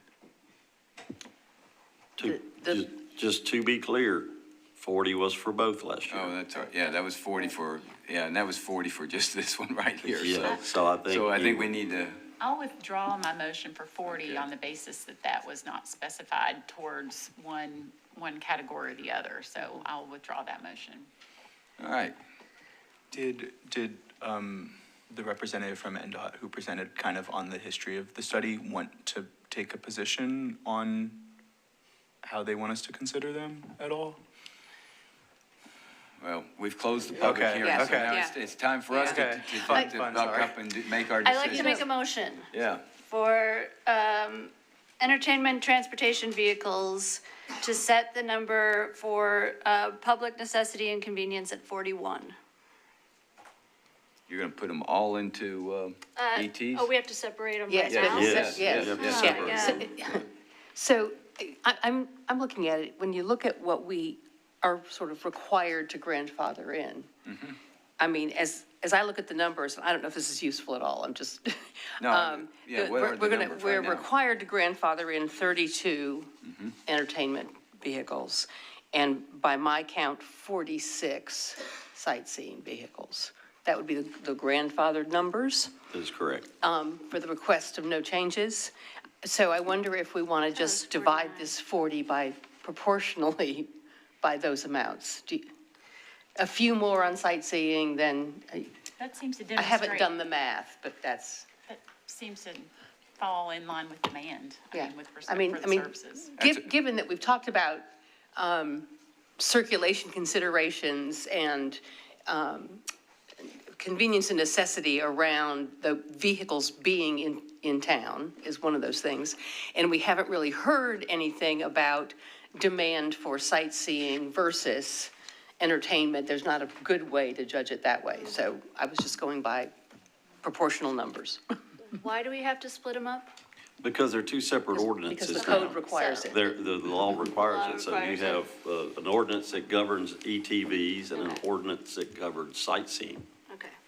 And that seems to be a rational basis for coming up with a number today. I will say one thing, if you take 32 over 46 divided by, both by 2, you get 16 over 23, which is what, 39?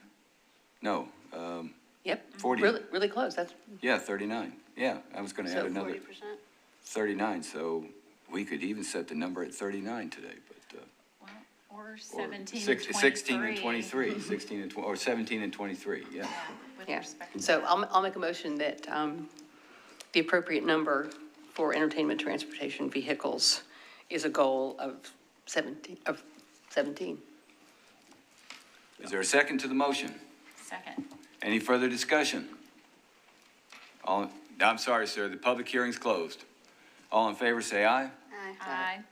All right, the motion carries, and we have now set a ideal number of 17 for entertainment transportation permits.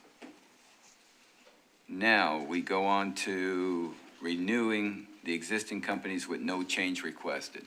And can I make a suggestion? We could probably renew Nashville Ultimate Party buses, one permit, and when we get over to the sightseeing vehicles, make a decision about whether we're going to exercise discretion and convert her two SSVs to one ET. Because that one's not gonna change anyway. Yeah, because this one, you're not giving up your one ET for sure, so, okay. Yeah, that makes sense. All right, is there a motion regarding the existing companies with no change requested? And I think somebody's gonna have to take on the burden of Oh, naming you know all I the love to companies. do this. All right, go for it. Like to make a motion, for the annual hearing for the purpose of consideration of applicants for certificates of public convenience and necessity, to approve the existing company permits with no change requested for Big Green Tractor Tours LLC, 1 ET permit, Cloud Rides LLC, DBA Big Drag Bus, 2 ET permits, Hell on Wheels Nashville, 2 ET permits, Honky Tonk Party Express, 12 ET permits, Music City Party Fire Engine LLC, 1 ET permit, Barefoot Entertainment LLC, DBA Nashville Party Barge, 2 ET permits, B&T Transportation, DBA Party Bus Music City, 2 ET permits, AJ's Enterprise LLC, DBA Party Central Nashville, 1 ET permit, Rowdy Bus, 2 ET permits, Nomadic Genius LLC, DBA Tasty Tour, 1 ET permit, Nashville Ultimate Party Bus LLC, 1 ET permit, Tan Assets LLC, DBA The Nashville Tractor, 3 ET permits, and Tennessee Transport Services LLC, DBA Joyride, 2 ET permits. And a partridge and a pear tree.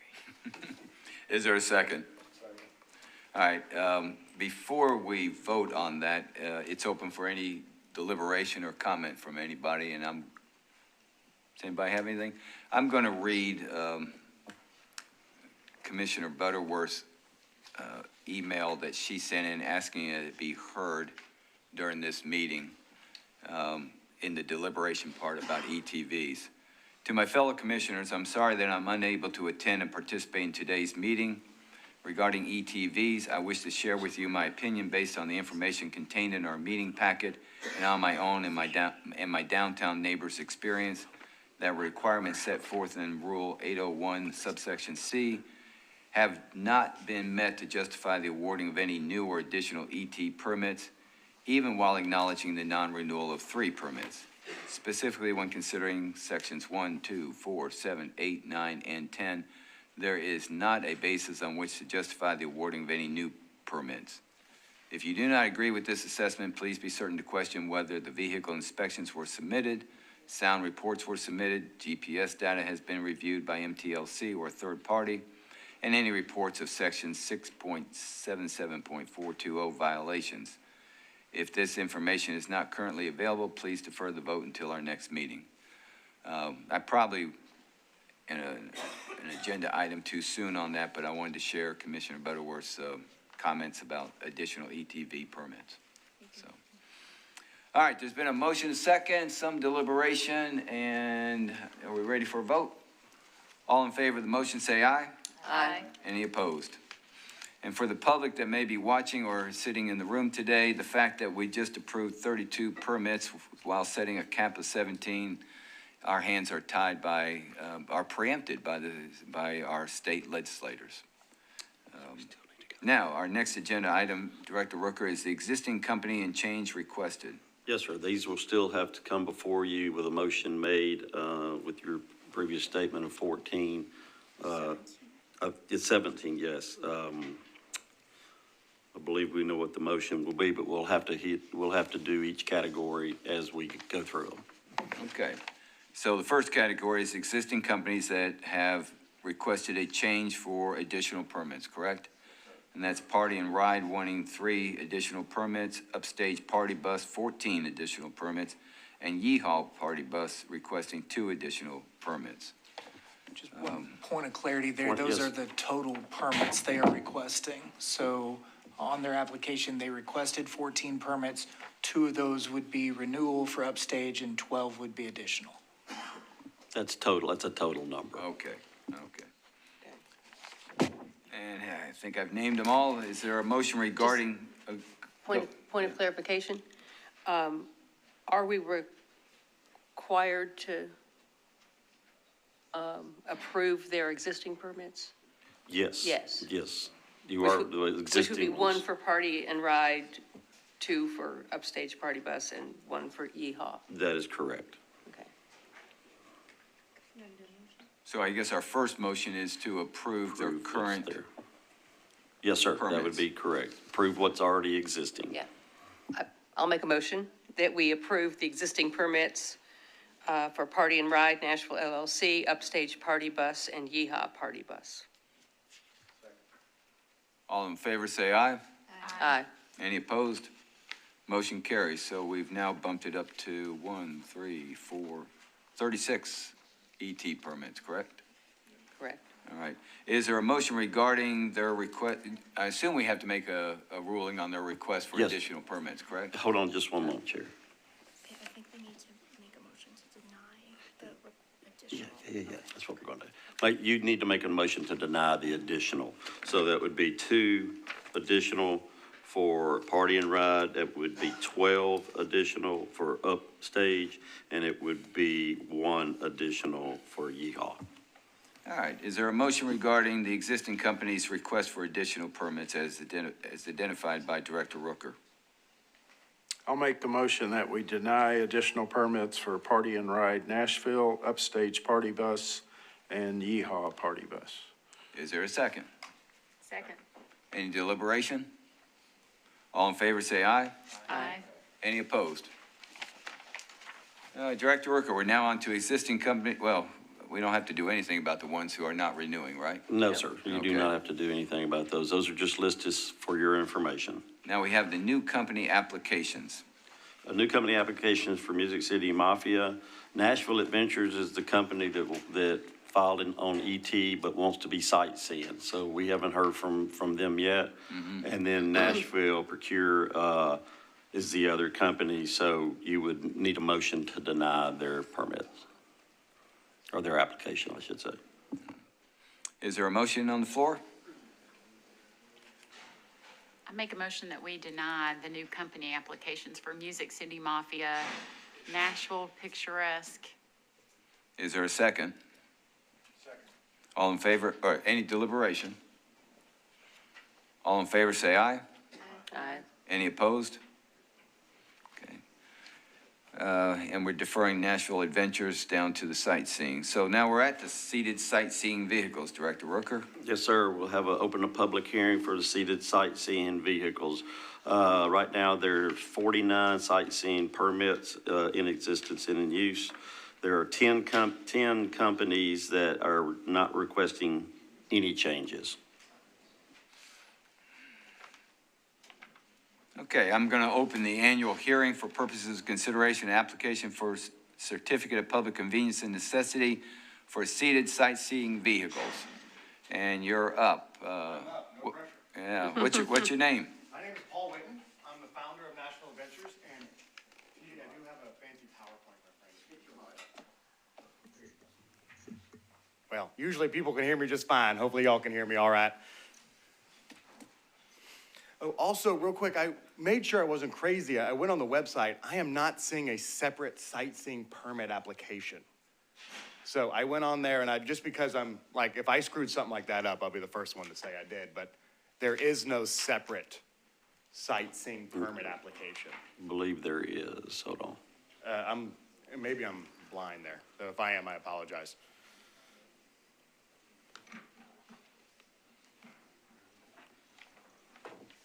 Just for clarity, I brought up the OpenGov page where we take our applications, entertainment, transportation on the left, seated sightseeing on the right. Well, there you go. I'm on this one right here, and I'll maybe show it to you later. It's not listed on this page. Maybe I'm on a different page there. I'll have y'all look at this later. But guys, my name is Paul Witten. I'm the founder of Nashville Ventures. I started this company 2023 in September. Started it with $3,600. I wanted to create the greatest history tour company in Nashville. And this is the beginning of our third season. Started this thing with $3,600. We broke $500,000 last year. The reason why we have done that is we just do things a little bit differently. And I have a packet in front of you that goes into detail a little bit about this. But whether that be our history tours or Civil War tours or pub crawls, whatever it is we do, we're not here to get people hammered. We are not the bachelorette party company. We are the company that takes historical analysis of while Nashville played a vital component in the passage of the 19th Amendment, 18th Amendment, and eventually the 21st Amendment, whether it be prohibition, women's suffrage, and the repealment of prohibition. We're the company that goes into detail that St. Cloud Corner has General Rosecrans headquarters on it, which was the commander in the Battle of Stones River. We are the company that endeavored to be something unique and something different from what everything else, to be honest with you, what I saw everything else here was. And we've done fairly well by being that differentiation point. Now, based on these conversations I'm hearing, there's a chance we might not get this permit, and Nashville Ventures will be just fine. But I just wanted to present an idea of something that's a little different. I want to create the greatest classroom in the city of Nashville that's about the city of Nashville, and it just happened to be on wheels. This is not going to be a bus with alcohol in it. This is not going to be a bus that's going to be extremely loud. This will not be a school bus that's falling apart that we just change up. This is going to be something that the city takes pride in. And a lot of that comes from the origin of this company. I am a veteran myself. We are a veteran-owned and majority-staffed company. I have 8 veterans on staff. Together, we make about 18 deployments, and we're walking HR nightmares when we're together. But we give great tours when we give us individually. We give 1% back to veterans nonprofits. We have a Nashville Ventures Community Leadership Fellowship that comes with a scholarship with that. I wanted to create a company that was the best of Nashville by representing the best of Nashvilleian values. I'm a local. I grew up down here. I'm a Donaldson baby through and through. I'm on the board of Two Rivers Mansion. I mean, I really want this city to be honest, what I kind of always envisioned it to become. And y'all are correcting a lot of the problems that I've seen, and I've shouted it from the rooftops myself. But I wanted to create a sightseeing experience that truly is something that enables the city, endeavors to showcase the city beyond just Broadway. Because this city has always been Music City, one would argue, but I can make an argument it was supply chain city, it was entrepreneurship city, it was frontier city, it was Civil War occupied city. There's so many things here that John Q. Tourist doesn't get to learn about because everyone's so hyper-focused on Broadway. And I get it. But I'd love to be the company that showcases that this city is so much more than just the wonderful 30 honky-tonks and 70 floors of music. And it is wonderful. But there's so much more to this city than just that. And so I present to you an idea. This is my sightseeing tour. It is not scripted. It never will be. The goal will be to have people connect to the city. We're going to ask where everyone's from. And the goal is I want 80% of everyone on that bus to have a direct connection to Nashville. They were not aware that existed before they stepped on our vehicle. That's what we do with our walking tours. That's why we have so many reviews. That's why we're the #1 history walking tour in Nashville. It's because we try to ensure that you have a connection to the city beyond just what you hear on the radio. We have this whole slide presentation right here. Go through them if you want. Take a gander. This is who we are. I'm not going to read this word for word. I think that's the worst experience ever when you just follow through what everyone else is on front of the screen. But we've done pretty good. I won Nashville General Manager of the Year, won it at the state level. Nashville Hitmaker Award, Nashville 40 Under 40. That is not because I am the smartest human in the world. I don't think that's true at all. nor is our staff. But I do believe we are aligned with the values of Nashville that make this city special. And we just spit out the uniqueness that what makes it is and just put it on the broadcast. And when we do that, people have a connection to the city. We are family-centered. We always have been, always will. We are not the drunk bus. We are not an organization that's going to endeavor to broadcast a signal that I don't want Nashville to be. And that's just who we are. Again, my name is Paul Witt, Nashville Ventures.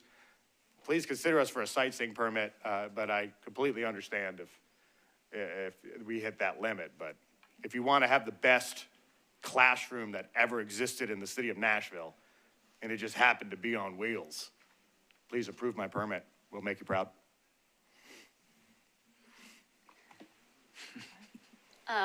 Thank you for that. As someone who started a tourism business from scratch, I'm really impressed with your numbers, and that's, Thank you. yeah. I know that that's a lot of literal blood, sweat, and tears. 7 days a week, and you can ask my wife. She thought I was crazy to do this, but I understand, yeah. so far we're doing great. Bye-bye weekends. Yes, ma'am. If we don't issue, what is it right now? You're running without a permit, or like? Oh, absolutely not. I have no vehicle, and I never will until I get a permit. We do history tours. We do historically tipsy pub crawls, which is historical analysis. But tell us, if someone calls in and schedules your tour, Yes, sir. what are you doing? I mean, are you walking around, or are you on the segways, or what? Oh, we're doing walking tours.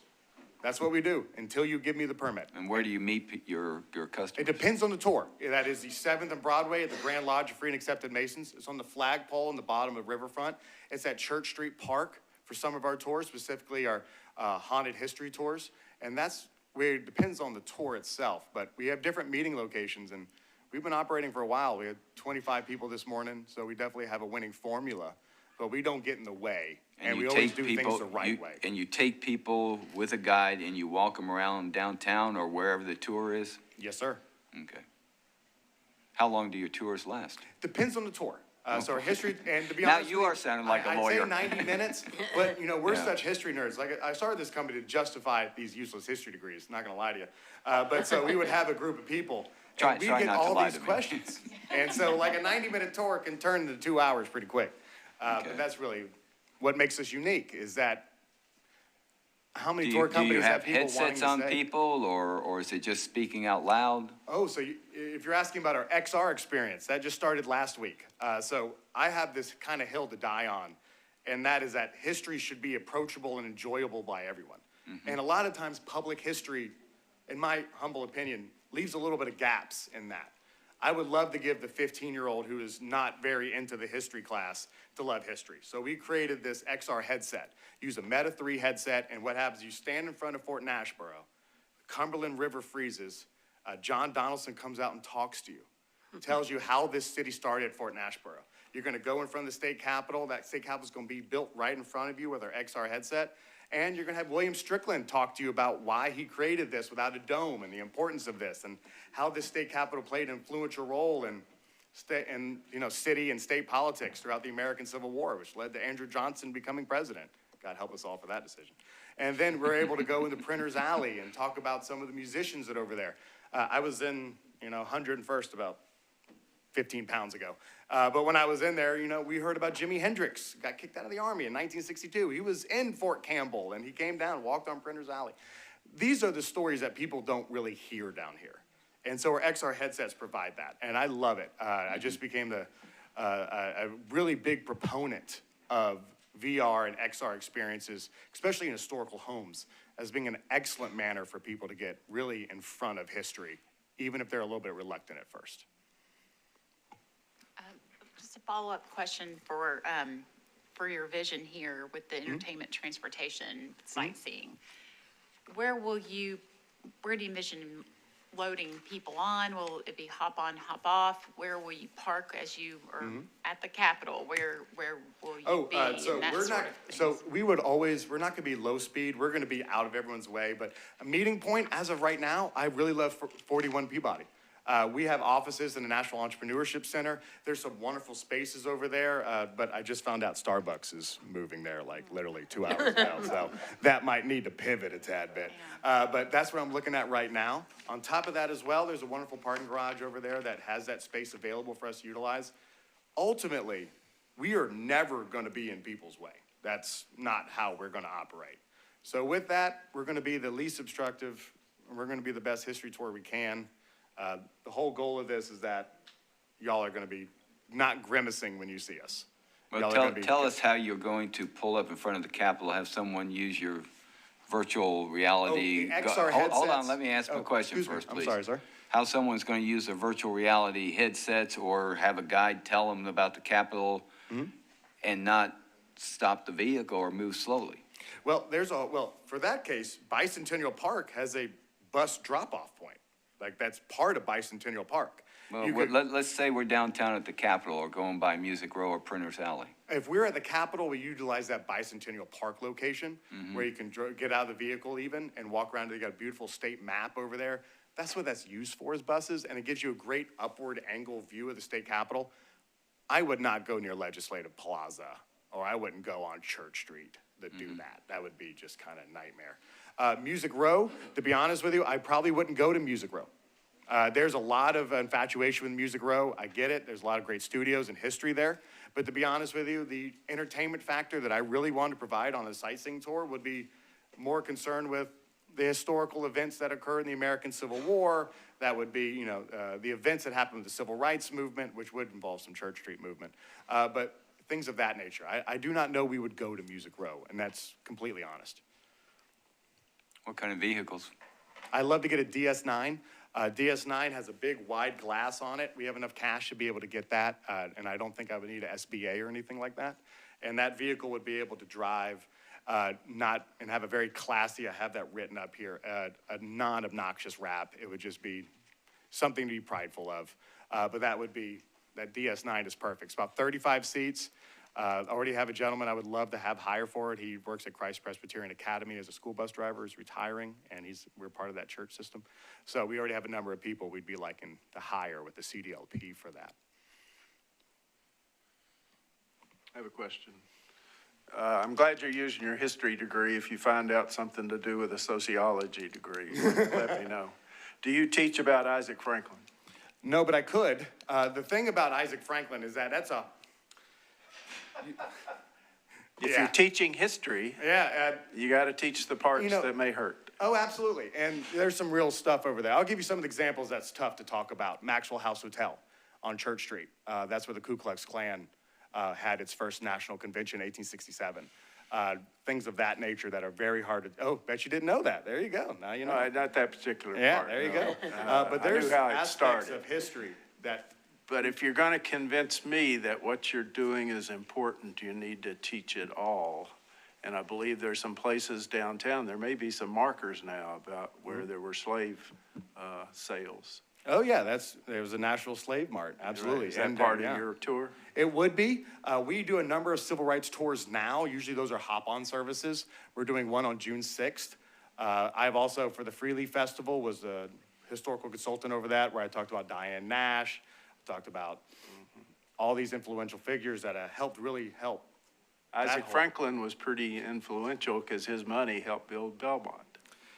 That's undoubtedly true. I get that. But if you want to talk civil rights history, I think, and we're getting real picky here, Carrie, with that, and that's A-okay. But that's, you got Diane Nash. Bring it back. You got all these, Woolworth building, and even the Walgreens right there where that occurred. And you had a young black entrepreneur who just became free slave, opened an ice cream shop right next to that in the 1870s. There is some incredible stories there that we want to be the ones to tell. Because exactly like you said, 99% of John Q. tourists has no idea of what occurred in those areas. And I love these questions. Ask anything you want, my man. Mr. Claver, did you have a question? I did not. I just wanted to bring it back to center here. I have one other comment. Long before Nashville was Music City, it was also known as the Athens of the South because of our colleges and higher education here. Absolutely. And that was the reason for the Parthenon and Athena to be out at Centennial Park. Can I tell you something, a little fun fact that I don't think people really understand as well regarding that? I don't know if I could stop you. I know, you've gotten to know me well, unfortunately, already. But, compared to the other southern cities, Sherman burnt Atlanta. Savannah was burnt. And this was occupied so early, February 1862, that it was mostly preserved in comparison to other southern cities. And so the infrastructure of academia that was here was really unique in comparison to other southern cities. And so when you did have that first centennial, if you will, of Tennessee, and they brought in that replica of the Parthenon for that major World's Fair that occurred, it was echoing a history that's often forgotten. Nashville's occupied Civil War history is incredibly fascinating and often neglected in academic circles, and it shouldn't be, because it's... Yeah, we were quick to surrender. Go ahead. Thank you for your time today. Yes, sir. Did anybody else have any other questions before? Do you know how many other walking tours are currently operating downtown? Now, I think we knocked one out last year. I think there's two, three other ones? maybe. Okay. Yeah, there's 2 to 3 maybe. Yeah, there's bike tours, there's walking tours, there's, of course, the sightseeing buses as well. But pure walking tour companies, I think we're the only one. Wander, isn't that one? Wander does bicycles. But it does bikes now, okay. Who does the Segway ones that I see? Oh, those are Segway tours, and yeah, I think they're called Segway tours. Okay. Sorry, I didn't mean to. No, you're good. Thank you, sir. Thank y'all. Appreciate your time. Is there anybody else that wants to speak during the public hearing on the sightseeing vehicles? Yes, sir. Come on up. Hi, my name is Paris McKinney. I own Extreme Experience. I'm the one that's giving up the ET and hoping to get some more SS, along with the SS I already have. I didn't want to do the ET no more, and I want, excuse me, I want to do more of the sightseeing. As we speak now, I'm building a bus to target more towards daddy and daughter dates, husband and wife dates, just girls date dates. But I really targeting towards the father and daughter dates.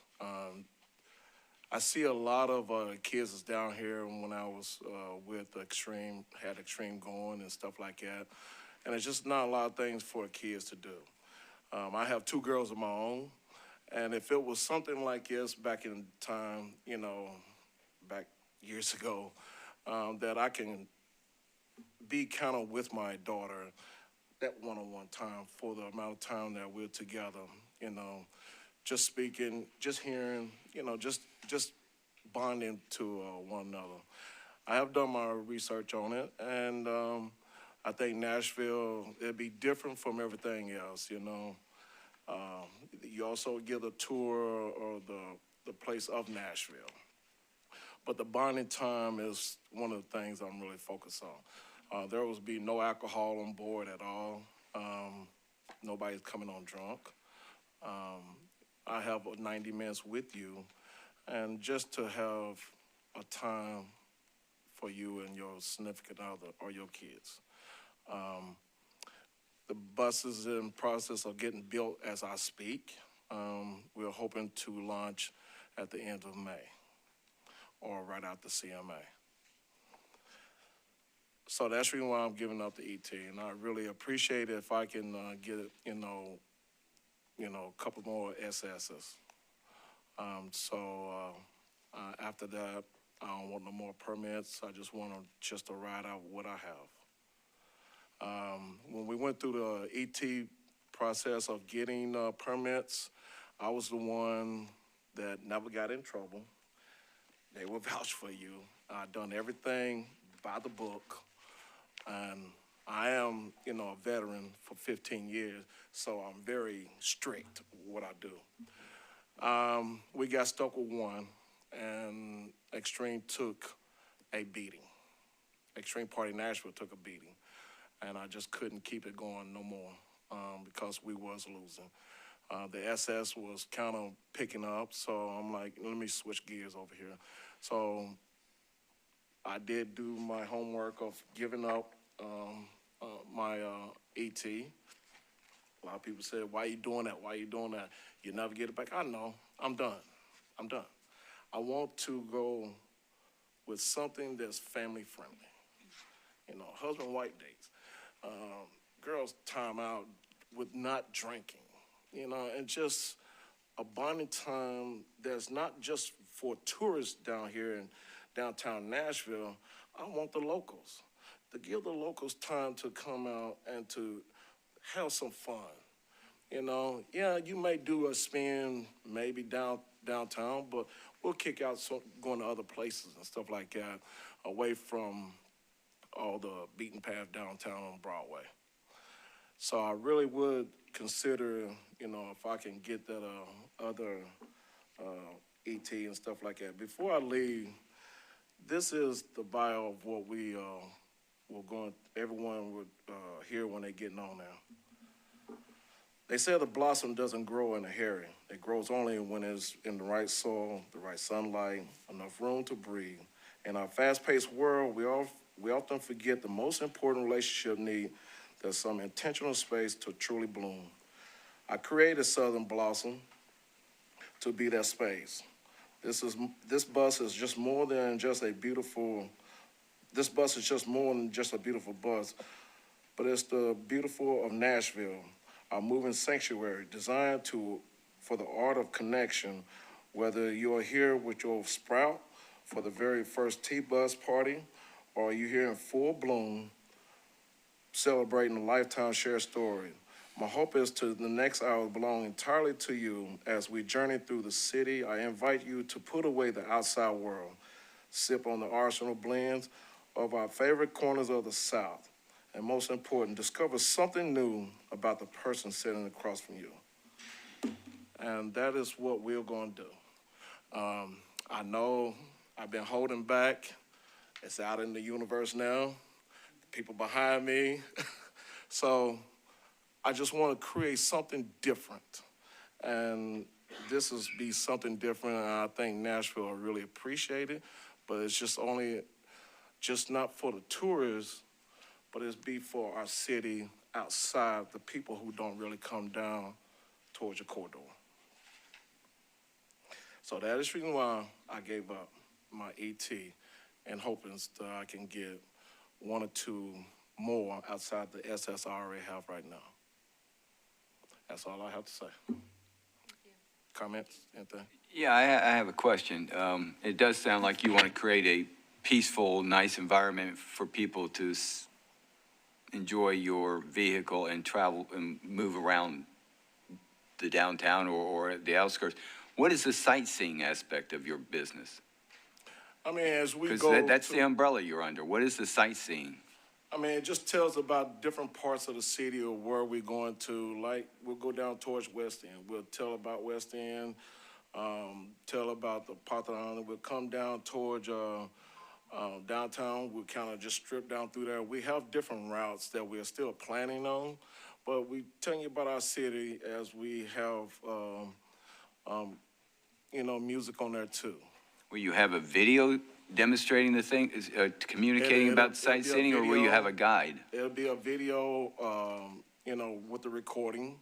And then we also have live performers that sing softly as we come through the city, Then they'll narrate. Okay. Thank you, Mr. McKinney. You're welcome. There's another hand up there. Come on up.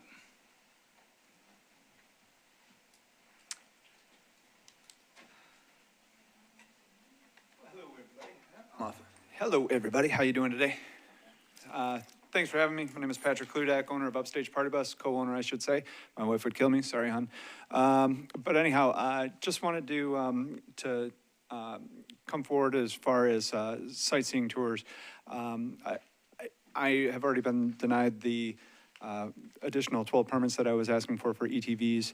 I do have the numbers to prove that I have had requests for those reservations. I actually turned down 3,203 reservations last year alone. That is numbers that aren't just for one guest, that is for multiple people. It could be a whole entire private party, and then yes, it could just be one single person. That's what our data shows. The reason that I'm up here right now speaking on behalf of Sightseeing is just because, you know, my tours, things that we do a lot with kids. We do a lot, our one bus is an ETV. It's called the Miss Avery Grace bus that is designed and all around my daughter, her favorite colors, her everything, you know. Did the Bachelorette seat it up? Darn right they did. I mean, it's just one of those things.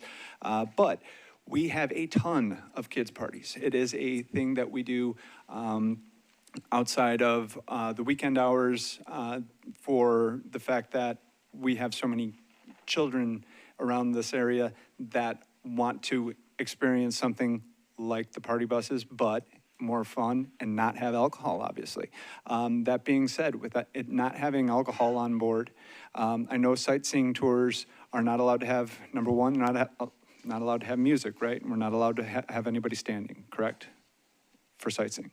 Okay, so then I am going to have to redact even coming up because I will not be asking for any sightseeing, and as clearly that is my motto. We do have people dancing, standing, just we don't have alcohol. So I kind of feel like maybe there should be some consideration for additional tours where, you know, we have a hard drawn line of what sightseeing is and what ETVs are, where ETVs are always considered something alcohol related, and we're not.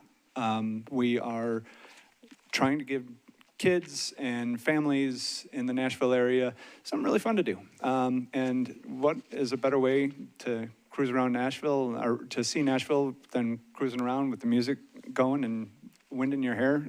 We've got tons and tons of videos on TikTok with parents' consent of kids partying because they are having a blast in a safe, very friendly way. So anyhow, I appreciate your all's time. Just really think that we need to, as we grow, as we continue to see these different vehicles, I think we kind of need to explore the possibility of a medium between ETVs and sightseeing. Thank you, Mr. Goldie. Thank you for your time.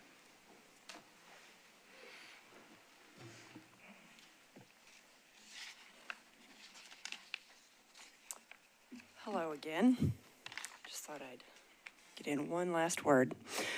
I just want to reiterate that my company is one of the original operators who were present during their initial regulation meeting and given only minutes to decide whether to operate under sightseeing or ETV. I know we've all heard this, so bear with me.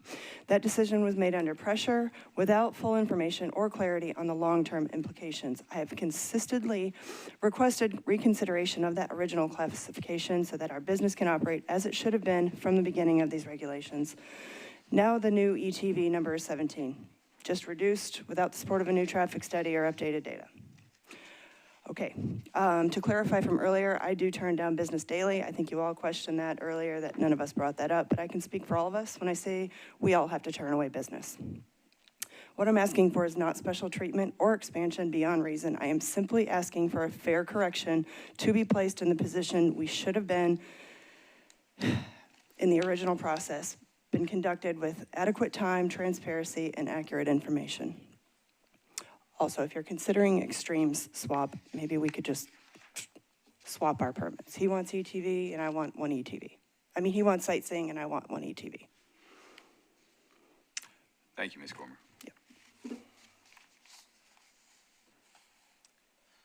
Oh, Mr. Winters. You don't have a sightseeing vehicle, do you? Cruising Nashville, or TN Transport Holdings. Okay, I stand corrected. And we operate Hell on Wheels, Yeah. piece of their sightseeing too, yeah. So Michael Winters, TN Transport Holdings. I guess part of this is historic because we do have some new members on here, a couple that have been around. But back when we were talking about the numbers, of how many numbers kind of we picked, the way that happened is the prior chair, this has probably been, I've been here since 14, I guess. So this probably would have been 20, 21, somewhere in there when the ordinance was coming out. What happened was a number had to be picked when NDOT came out with their Connect Nashville study. So what the NDOT director at the time stood up and said, we need to pick a number for next year's, allocation. And the prior chair adamantly thought that was a bad idea. And the reason being is the number is picked off based on data, needs, convenience, necessity, all those things, and how do you allocate that a year in advance? So the prior chair had an issue with picking a number. That number, at that meeting, the NDOT director, and I want to say legal at the time, wanted a number to move forward, and I think 89 was picked, or whatever number kind of came out of that meeting. But it was picked as the chair kind of was not in favor of picking a number randomly. And then what happened is this, and this is historic. Some of you guys were here. After that, what happened was there was another meeting to, in theory, lower the number based on the traffic study. And as Mr. Rogers mentioned, which he mentioned multiple times in those meetings, there was no analytical data that proved that 40 was a good number, 20 was a good number, 60 was a good number. So a roll of the dice happened, very similar to what happened a minute ago with 17 or 12 or whatever came out of that, where let's just roll the dice and come up with a number. So 40 was picked with no analytical data that actually said 40 was a good number. So my point is as we look at these numbers of what should be allocated and what should not be allocated, I hate to say it, we're down a rabbit hole of picking numbers at random. Why would you say there should be a higher number? Let's just cut through the chase. You're going to argue that it should be a no number or a higher number. What would you say justifies raising the number today? My opinion is this. The golf cart study was done, and they were removed from, once again, going backwards a little bit. They did a low, and there was low speed and slow moving. There were two different studies done. So I'll give you an example. Pedal taverns, I think, were considered low speed. I forget what the definition. No, golf carts were low speed and pedal taverns were slow moving. They defined the two. So what they came up with is the 4 to 6 ban that applied to the pedal taverns was done because they basically moved exceptionally slow. Where the golf carts, which were originally banned from 4 to 6, were released from that study per the traffic study that says you can operate because you move faster. And the defining rules or the analytical data that Mr. Rogers would be asking for is what allowed the golf carts to be removed. What allowed them was acceleration through a red light and top end speed of 20 to 25 miles an hour. That's what removed golf carts from the 4 to 6 ban. So that being said, Old Town Trolley also has submitted a traffic study in the last 6 to 12 months. As it relates to sightseeing vehicles, that wasn't a city study, but it was conducted by an outside engineering firm. If that study was reviewed, my guess is it's going to show that Old Town Trolley's vehicles move at a faster rate of speed because they are a bus and not some of the other slower moving vehicles. I know we've talked about how do you look at a party bus versus a sightseeing bus, or a sightseeing bus that has multiple stops versus a sightseeing bus that doesn't have stops, as in like Trolley is an example.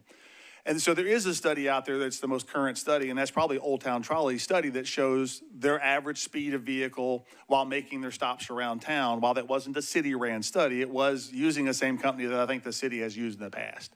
So to answer your question, do I think that we need to raise the number above and beyond what's approved currently today?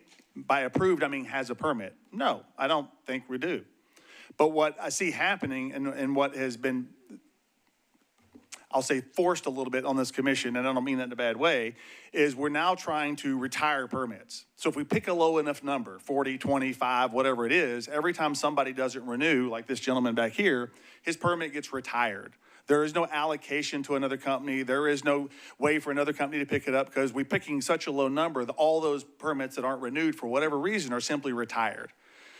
And I think very candidly, that was an NDOT process that we wanted to pick a number low enough that every time somebody doesn't renew, we retire it. And eventually, if we're lucky, in 5 or 10 years, all these vehicles are gone because the number is so low, they disappear. So I think when you pick 12, 16, 17, whatever we picked, we're picking retirement numbers. We're not picking operational numbers. We're trying to slightly slice out of a business, whether sightseeing and or ETs, that the city, some of the city, doesn't exactly like. So I guess my 2 cents. Which gets to the point. There's a really strong cry by the public to not have any of the ET or sightseeing vehicles downtown. Correct, but part of that is artificially. And we're supposed to consider public convenience and necessity. Correct, but part of that. Are we to ignore that and just focus on the entertainment transportation vehicle business? Not at all, but I'm about to say something that probably won't be favorable with some. Part of that is the news that is put in front of this commission on purpose. If you remember, and you were here during this time, remember Safe Fund Nashville that popped into here with 15 T-shirts about how awful the entertainment transportation world was?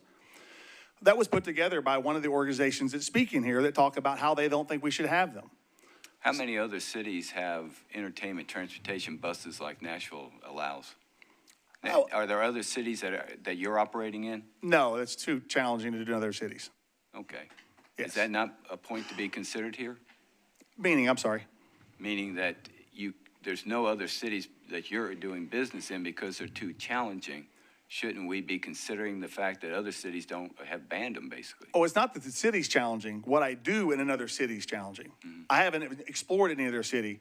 And I guess are there other cities that allow entertainment transportation vehicles on their downtown streets? Oh, yes, there are. Obviously, mine's unique with the tractor. Mm-hmm. You know, but when you look at party buses and those kind of things, yes, pedal bikes, those are in multiple cities. I've seen the trolleys in other cities, but I haven't seen the large, like Green Egg or the party buses, you know, the major buses school buses that have been turned into ET transportation buses. Yeah, well, there's a tractor exactly like mine in Scottsdale as an example. So I know they exist in other cities, but I have not explored it personally because I don't want to go outside of the city. All I'm trying to say is, yes, I understand you guys have a need to look at permits, allocation, all that kind of stuff. My fear factor is this commission is picking numbers lower and lower that make all the permits eventually retirable and not transferable and or movable by this commission if they so choose. And I think that a lot of that came from NDOT. A lot of that came from Safe Fund Nashville, which is a fake organization.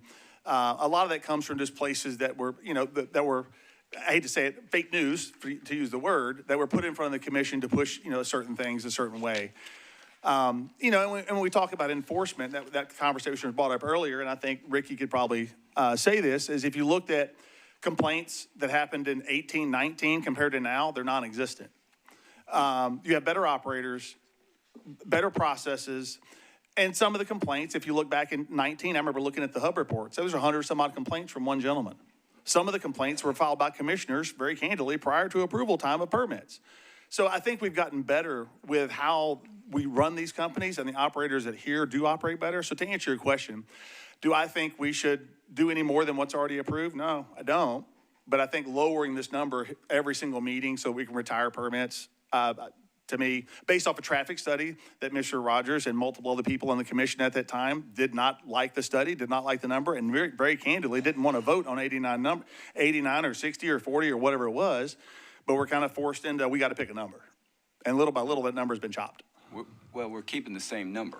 I'm just throwing it out there. I mean, yeah, no, I'm saying we're keeping the same number from last year. Yes, which, I mean this with no disrespect, I believe that's a wrong number because it was picked off a number that was thrown down our throats by a traffic study that didn't actually have any data that supported it. Now we're at 40, but yet we have 80 some odd permits to renew. We're upside down. What we're setting is a system that constantly retires permits, if you pick 40 as an example. One of the pieces I want to bring in the equation here as we step into sightseeing, which I think is going to be a little tricky, and this is my opinion, I'm no attorney, but this is my 2 cents, is as the attorney mentioned earlier, the current rule is sightseeing is a subsection of ETV, as it's defined by Metro right now. I believe by state law, you don't have the legal right to make me change my permits. And here's what I mean. You're taking me as a subsection of ETV sightseeing and moving me over to a sightseeing that has different rules, different criteria, and different things. And my sightseeing permit is protected by the state. But yet I'm being forced to take a sightseeing permit that's vastly different with the rules and structures that are in place. I think that's an issue if you're forcing sightseeing companies to move from one permit to another, but yet it has different rule structures as the one that I originally was grandfathered under. I think there's an issue there to some extent. Ask Mr. Winters, my name has been called, and in the legislature, I would get to respond, correct?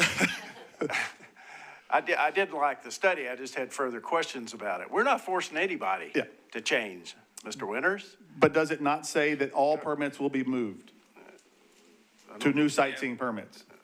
What's that? We're not forcing anybody to move anything. But you're also not allowing me to keep my old ones. What have we disallowed? Well, you haven't gotten that far. That's what I'm saying. It's just something to consider.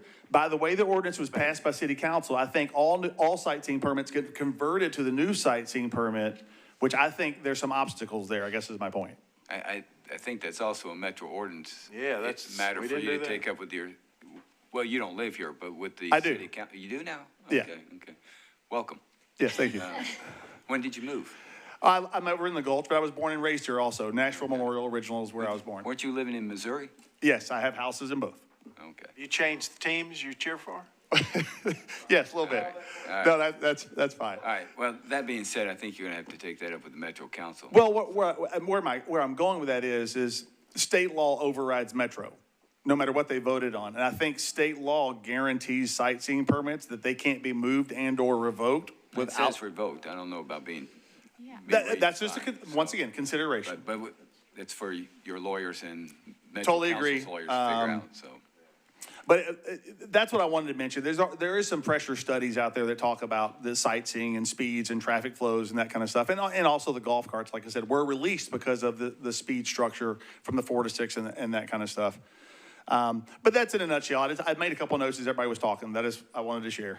All right, thank you, sir. Thank Well, and does anybody else have questions of Mr. Winters? Thank you, sir. All right, I believe we're ready to close the public hearing. And let's see, we start first again with the prerequisite of the number of permits that we find based upon considerations of certificate of public convenience and necessity. There was some discussion about 23 as being part of our ratio that we were looking at before, knowing full well that we're going to be approving at least, 49, Director Rooker? We will be, yes, sir. Okay. Chair, just so we have it on record, would you go through the thought process on the 17 and 23, just so it's very clear? Yeah, initially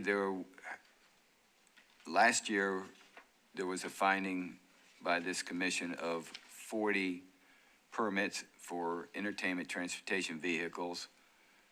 And since then, the ordinance has changed and has pulled sightseeing vehicles out from underneath the entertainment transportation vehicle umbrella. So I think one of our commissioners came up with the idea of counting the number of actual permits that we're required to renew.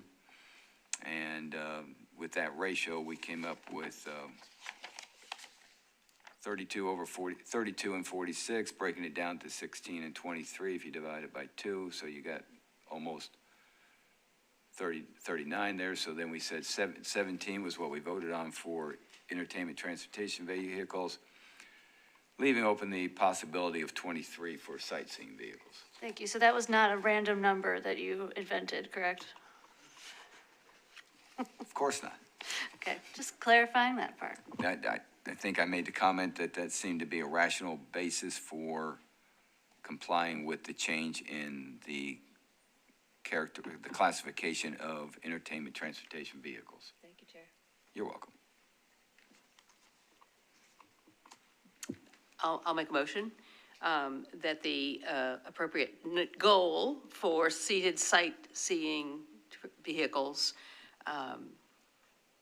for public convenience and necessity is 23, based on our deliberations.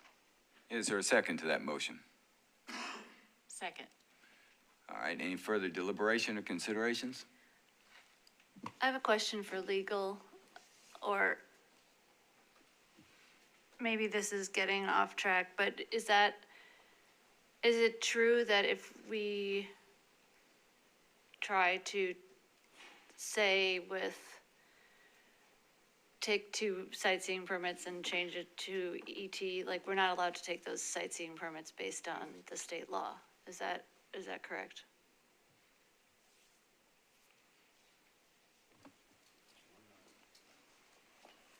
Because that'll affect kind of some of what we're doing here. Well, you're not necessarily revoking them. They've been surrendered, isn't that different than? Yes. Like, if they're being surrendered, then that would not. Correct, that's not a revocation. Okay, I just That's want to be really. voluntarily giving it back. Okay, so I just want to be really clear on that point, that surrendering doesn't. Then you That's don't how fall. I agree that that would not fall under a revocation. Thank you. Well, yeah, they didn't reapply, so we can't even act on it. Extreme Experience and Gray Line didn't apply, so their permits are retired. And we can't even renew them because they didn't reapply, so we can't take any action on them. Correct. Okay. So there's a motion and a second about a finding of 23 permits for sightseeing vehicles. Any further deliberation on that? I'll just say that I appreciate Mr. Winter's point. I mean, there's some element of this that feels that you're saying that they're just drawing numbers out of the air. I think that's what the basis of the 40 is, because that's what that's not pulling a number out of the air. And so that's based on the study, and we asked if there were other studies. I don't know if we've gotten the trolley study, if that's been provided to us, but I don't know that that expands to all other categories. And I think that if you look at the taxis, there's been some suggestion that there are other operators downtown that are more problematic than the entertainment vehicles. And I think we've all taken into into account when we've renewed taxi, and scooters and all sorts of things. So I just hope that there's not a feeling that those sort of considerations aren't coming in with the renewal of all of these categories when they come up, that we're trying to do the balance of the downtown businesses, the downtown residents, and Nashvillians generally, balance with a very valued tourism business. And so I just wanted to say that, so. I would agree that this commission, like all of Metro's commissions, has to balance a number of different sometimes competing interests. And we've taken into consideration Ms. Barker's comments, and I apologize, Ms. Armstrong, I think was the other lady, the letter submitted by the Nashville Area Chamber of Commerce, the Nashville Convention and Visitors Corporation, Greater Nashville Hospitality Association, Nashville Downtown Partnership, who vehemently oppose any additional permits being issued for entertainment vehicles. We've taken that into consideration, along with the request for additional permits and whether there's actually been a need. We've been fortunate to be given data about the money spent, or the tourism dollars that are being spent in downtown Nashville, that it really hasn't increased much since the previous year. I think there's a number of factors that this commission has looked into and balanced here today, coming to the numbers they are, and that these numbers are not just arbitrarily pulled out of the sky. So I appreciate the work everybody's been doing on this. There's a motion and a second. All in favor of the motion to set the cap at 23 for sightseeing vehicles, say aye. Aye. Any opposed? Motion carries.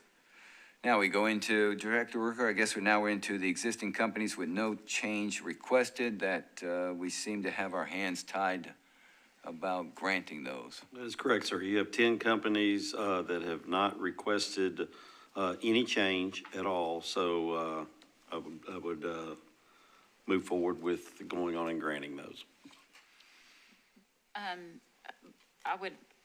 Maybe this is the time to address the Nashville Ultimate Party Bus request and Extreme. It's a flip of the same coin, it seems like, except for that Extreme Experience seems to have filed the appropriate paperwork. Yes, right? That is correct. So, which is appreciated by staff, I'm sure, and yes, all ma'am, of us. very much so. With respect to how to approach this, I don't want to speak for any other commissioner, but it sounds from our discussion today that there, and from prior years' consideration of Nashville Ultimate Party Buses situation with where they would like to surrender two of their two sightseeing ones in exchange for one ETV. We are not in the swap business up here, but that being said, and the fact that there was some operation without approval that was, we wanted to see that end. I would like to again, exercise discretion if it's possible to do so, or if there's a way to push her application in some way out, not till next year, but for another year, month or two if that's required, but I would like to see what the options are with legal as to. Weren't we told we had discretion? I believe they said that there's nothing that says we can't do it, but there wasn't anything that said we could do it, which leaves the discretion in the middle. Can I make a suggestion though first? Perhaps we move Nashville Ultimate Party Bus down to the category on existing companies with change requested. Perfect. Because if we don't exercise our discretion, we can certainly still approve the two that she has and take care of the other ones under the existing companies with no change requested. Great idea. I will make a motion that we move Nashville Ultimate Party Bus's request from the existing company with no change down to the category of existing company with change requested. Second. All in favor, say aye. Aye. Any Then- opposed? Motion carries. Then I'd like to make a motion to approve the existing companies with no change requested. Those being Flanagan Tours, LLC, DBA Experience Nashville, Hell on Wheels Nashville, Honky Tonk Party Express, RLCL Acquisition LLC, DBA Gray Line, Tennessee, Nash Trash Tours, Inc., Old Town Trolley Tours of Nashville, Music City Roland Jamboree, TN Transport Holdings LLC, DBA Cruise in Nashville, and TN Transport Service LLC, DBA Joyride. It's been a motion on the table. Is there a second? Second. All in favor, say aye. Aye. Any opposed? Motion carries. Before we enter into the existing companies with changes, I've been remiss. Does anybody need a break or want a break? Oh, we got two, okay. Why don't we take, is 5 minutes enough for everybody? Okay. Let's stretch the legs and move around a little bit. Good idea. Sorry, I should have done that sooner.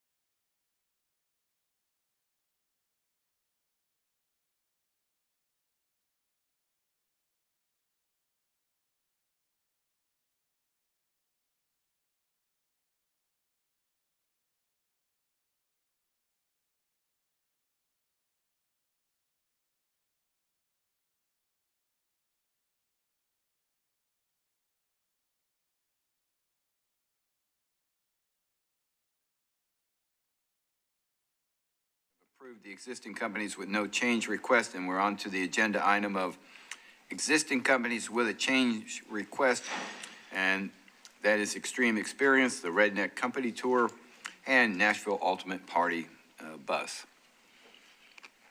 So,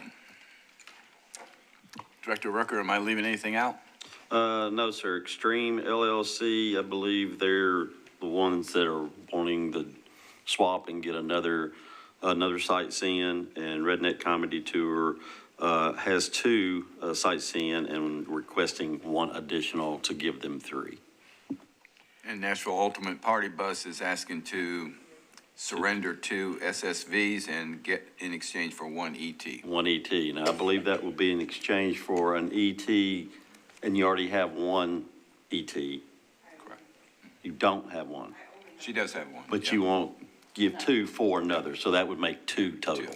Okay, making sure we understood. Also, I'd like to mention, Mr. Winters is right about the fact that complaints have gone down. And one thing I haven't heard anybody complaining about today is noise from the ETs. And we used to hear that all the time.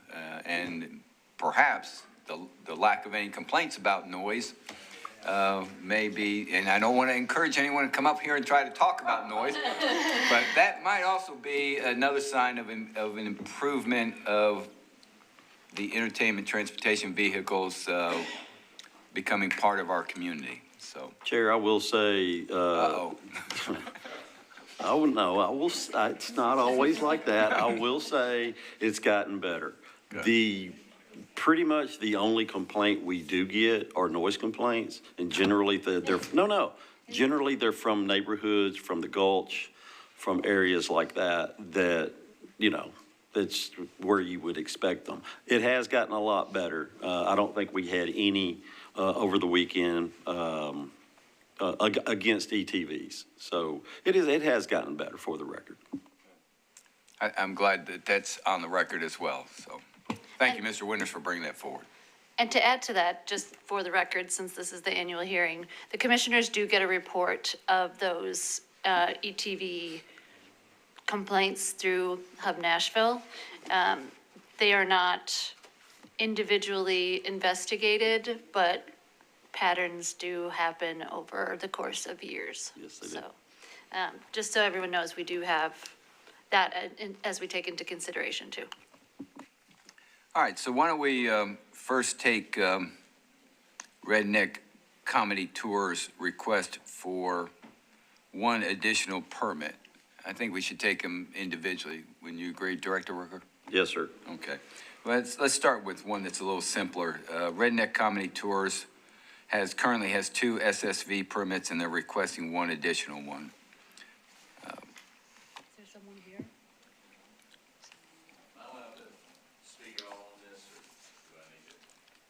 Well, I think you have to sit. We had a public hearing for people to have an opportunity to speak, so. Well, let me just ask you a question. Do you have any statistical data or reports or something firm that tells us why we should be giving an additional permit? Chair, can we get him to please come forward. I don't want I'm going to start a new business, or I'm opening something, or I'm putting my kids through college. Do you have something that justifies why an additional permit should be granted to you? I'll make it lightning fast. All right, hold on 1 second. I'm going to reopen the public hearing. I get this straight here. I'm going to reopen the annual hearing for public comment to allow you and you only to speak. And please identify who you are and who you represent. Yes, my name's Richmond Ross. I'm the sole owner of the Redneck Comedy Tour, LLC. I started in 2009. So I've been running 17 years. Have had a relationship with the Convention and Visitors Corp since inception, and they sell tickets on my behalf. They benefit from that. My passengers are typically an older crowd, usually fixed income people. I'm fully enclosed. I'm off the grid. I board out by the Opryland Hotel always have. I run twice a day at 11 a.m. and 2 o'clock p.m. And when we originally had the first meeting where we have to jockey for permits, unfortunately, I was one of the first people to get up and talk. In Billy Fields, I requested 3 because I've always had 3 buses.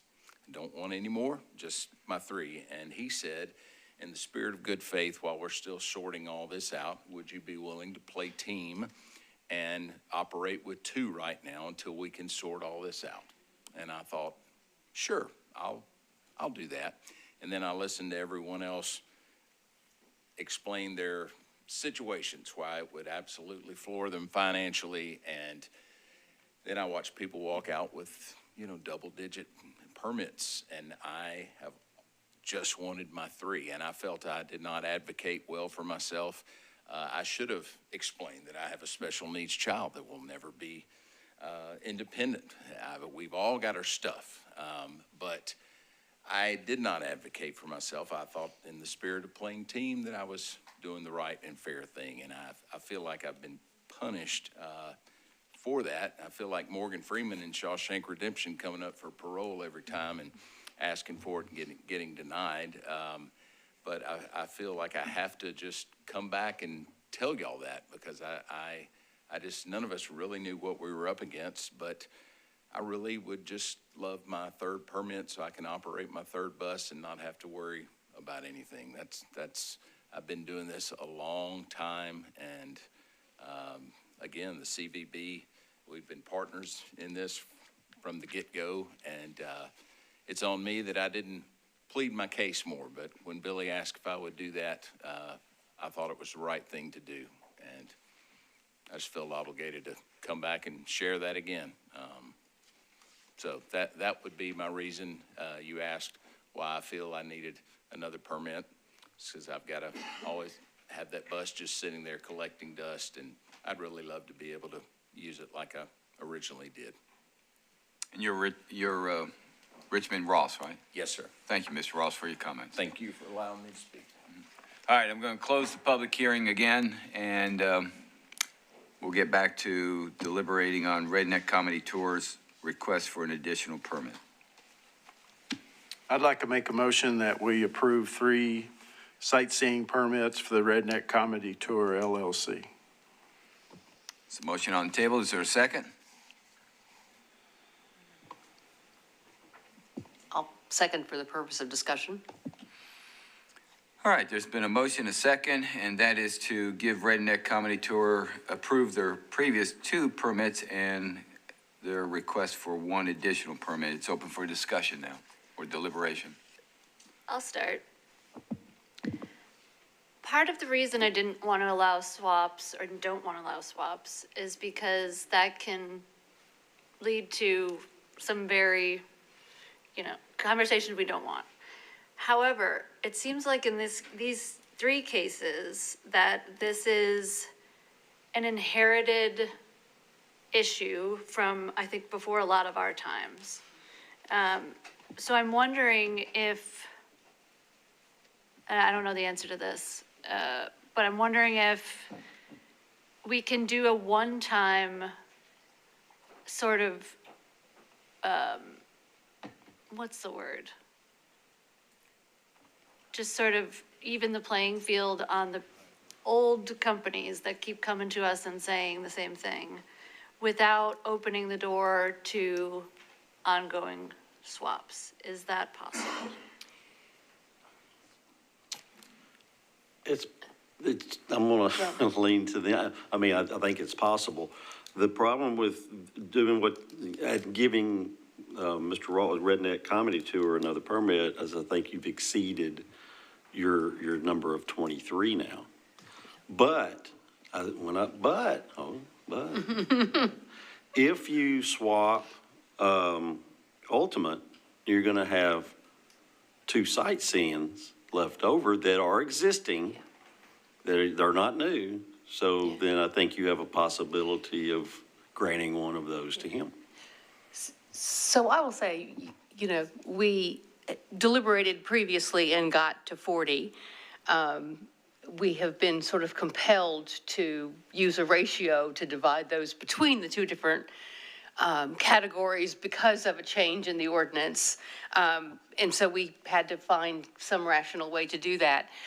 For me, if we can figure out how to level things and stay at net zero with sort of grandfathered permits, I don't even mind moving them one or two across categories personally. I mean, just to kind of try to get to keep us level at where we currently stand in terms of total permits and grandfathered permits, and then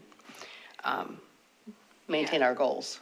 And I'm wondering if a one-time true-up is what we call it, and it doesn't open the door for future swaps. And legal, I guess that one's with you.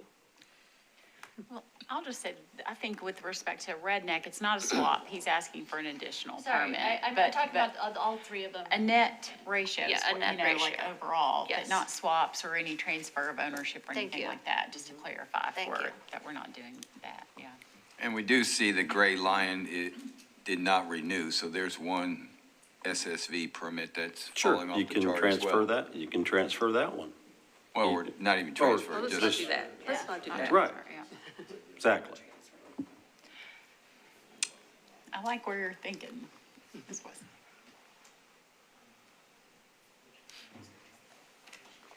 I mean, and to that end, if you, if Redneck Comedy Tour was granted an additional sightseeing permit, Extreme Experience is requesting, he's actually requesting an extra one that he doesn't Yeah, have right now too, correct. which I don't, Yeah, I think it But would not do but that. swapping from his ET, yeah, right? just letting his ET go and asking for Two instead of yeah, one. 2 instead of 1. And then we have the Nashville Ultimate Party Bus reduction, or one sightseeing potentially being freed up for one ETV. So, Yep.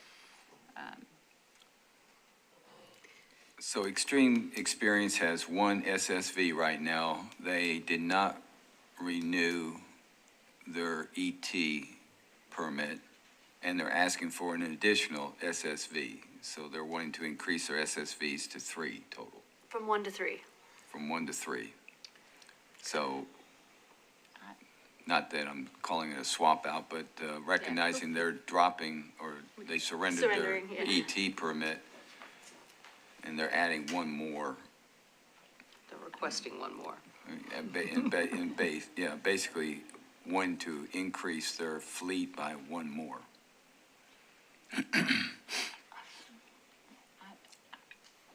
Why don't we take, the math works, so. why don't we- Yeah, I mean, by my count, we're getting back 3 ETs and 3 sightseeing. And you have a request for 3 sites. Correct. Although, I don't know that I'd, get more than You one. also have a new company application to consider too. Don't forget that with Nashville Adventures. Yep. Yep, Oh, yeah, yeah. Made under earlier. which is asking for 1 permit. Asking for 1 permit, yes, sir. Yeah, which is a little different than trying to write up things that happened in the past. Yeah. Yeah, well, I'm gonna make a comment, because I was part of the group of the earlier, and I think Commissioner Rogers was as well. I don't have any regrets of what we did. We spent, what was it, till 9, 10 o'clock at night. It was a marathon session that's never been repeated, won't be repeated under my leadership. As Mr. Winters pointed out, the prior chairperson, but it was a lot of work and a lot of time put into it on a very novel issue, novel enterprise. And as I was trying to point out before, we didn't have other cities to look at to say, hey, look, see how they were doing it, So I don't really necessarily consider it a truing up or and while Mr. Ross, I understand you wanted to be a team player and, agreed to what Mr. Fields suggested. That's what was being done at that time. Now, The one thing I will say from the past, and if I could true anything up, it would be reconsideration of Old Town Trolley having 18 SSVs and Honky Tonk having 14 ETs. That was back in the day when people came in, showed us vehicles, and there's a heavy weight in just two companies on both categories. But that being said, I'm not saying I'm not open to the idea of swapping, trading, replacing, pitching in, filling holes, whatever you want to call Doing a it. singular true-up, You know, but I don't know that that's actually can just stand. granting people's request today, you know? Yeah. So let's break it down Yeah. to start with. So- Redneck Company Tours, there's been a motion on the table to approve their previous 2 permits and grant their request for 1 permit. There's been a second, there's been some discussion. Any further discussion? What happened to our other commissioner? He has not come back since the break. Do we have a quorum? No. 1, 2, 3, 4, 5. Yes, Yeah, we're good. Okay. Okay. We're good. Are his things here? No, Okay, I was like, do we think need he to may check have- on him? said goodbye. All right, well, Mr. Sheffley, you're noting for the record the absence of Commissioner Mira? Yes, Chair. Okay, thank you. I should have noticed that sooner, I apologize. Anyway, motion on the table, any further deliberation or discussions? Do we have an answer from legal about, does the state protect the ones that are being surrendered? No. No. No. Okay, They- just making sure. They didn't No, make I a, mean, they no, it didn't make an doesn't application. protect. You have an Yeah. answer. The answer is no, the state law does not protect Okay. the permit or the certificates that are being surrendered. Thank you. All right. Are we ready for a vote? Yes. All in favor of the motion, say aye. Aye. Is there any opposition to the motion? Motion carries. All right. How about we go to Extreme Experiences request next? I will just say before we throw out this math, I definitely appreciate him surrendering the ETV one and doing this the right way and then asking for the new, and I like his business model. I think another sightseeing permit would be warranted. I question whether 2 and raising his total ETV from 2 to 3. I don't. Yeah. I'm not sure, but I would just throw that out for discussion. So, I sort of have this goal of keeping it level where it would have been if we just grandfathered folks in this time.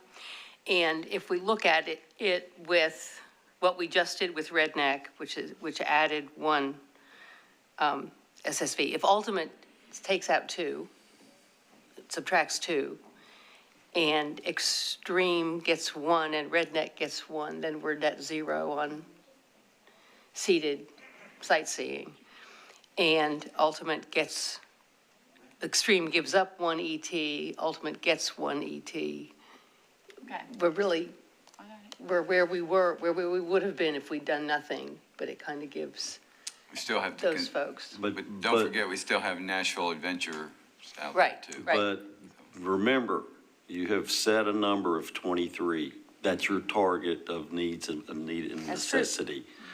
You have just granted a permit that takes you above that number because the permit that you granted is not a grandfathered permit. Right. So now you're over 23. Am I making any Yeah. sense at all? Yeah. We were over 23 to start with. Well, I know that, but you granted a permit that's not a grandfathered permit. It was given back to Right. us. We granted a permit that's inconsistent with our finding of 23. Yes, sir. It is. Yes, It sir. is. Because I'm hoping that Ultimate Party will sacrifice 2. Yeah. So when they noted. surrender them or you trade them, I'm not sure if you trade them that they remain grandfathered. because they have given up a permit. They've given you a permit for another permit. So I don't want you to go over the number that you've already set by granting a new permit. I'm not sure, I'm being the lawyer here, and don't want to be. I'm not sure that, I think you can swap amongst the company, but if they surrender a sightseeing and you give that sightseeing to someone else, it's not a grandfathered permit because it's been submitted. It's a new permit. But our number stays, yeah. And now you're above your number of 23. Always been above my number. Can we ask for them to retract their, their non-request to renew? No, the problem is if we're doing this swap thing, once we move it to another company, it's a new permit that's inconsistent with our cap of 23 that we have made a public policy decision on. Correct. So. Also, I'm sorry. Also, I don't think you can swap permits between different companies. No, and I'm just using that figuratively because what we're doing is one company's giving it up and we're granting a new permit to another company. Right. Yeah. Which is on the surface inconsistent with our decision that 23 is the number, so. Well, I think within the category, there are certain companies that meet the need more than others, potentially. Like, for instance, the Redneck Comedy Tour is operating almost primarily all out at the Opryland, right? So they're not on the same streets as. And has been operating for a long time. A good operator and has been operating a long time. Sure. Had, potentially an inequitable situation initially with the permit granting. So within the 23 that we've set, we obviously are mandated to have more than that by state law, with the existing ones being renewed and by ordinance because they have to be renewed also. I think I just would argue maybe that they're if we now consider Nashville Ultimate Bus, Party Bus, giving up to sightseeing existing that they otherwise, which she has requested to renew. I mean, that's what she's done that. So yeah. So that is a different, but there is a different itch being scratched, so to speak, with respect to the Redneck Comedy Tour and their business model out by Opryland, which probably could handle 3 redneck tours versus another one on the streets of downtown. And I support him having one, 100%. He's totally different. You have 2 companies that run comedy tours, and they're not really considered, I mean, they sightsee, but they do comedy tours. So I would support him doing one. I just want to see the commission not go over the number because legal, I think, has already said once you change it, it's not grandfathered anymore. So I want us to be careful as to how we proceed with that. Or did you say that? But if we change it and it's not grandfathered anymore, then in the future, we wouldn't absolutely have to renew it. Right? I mean, so that actually gives us a little more flexibility on public need and necessity in the future. Also, the state law only grandfathers those certificates that were in existence prior to May 1, 2024. Right. So. Yeah, and I was just trying to keep us at our 78 number, right? And like if with the grandfathered applications for the 2 categories, we were at 78.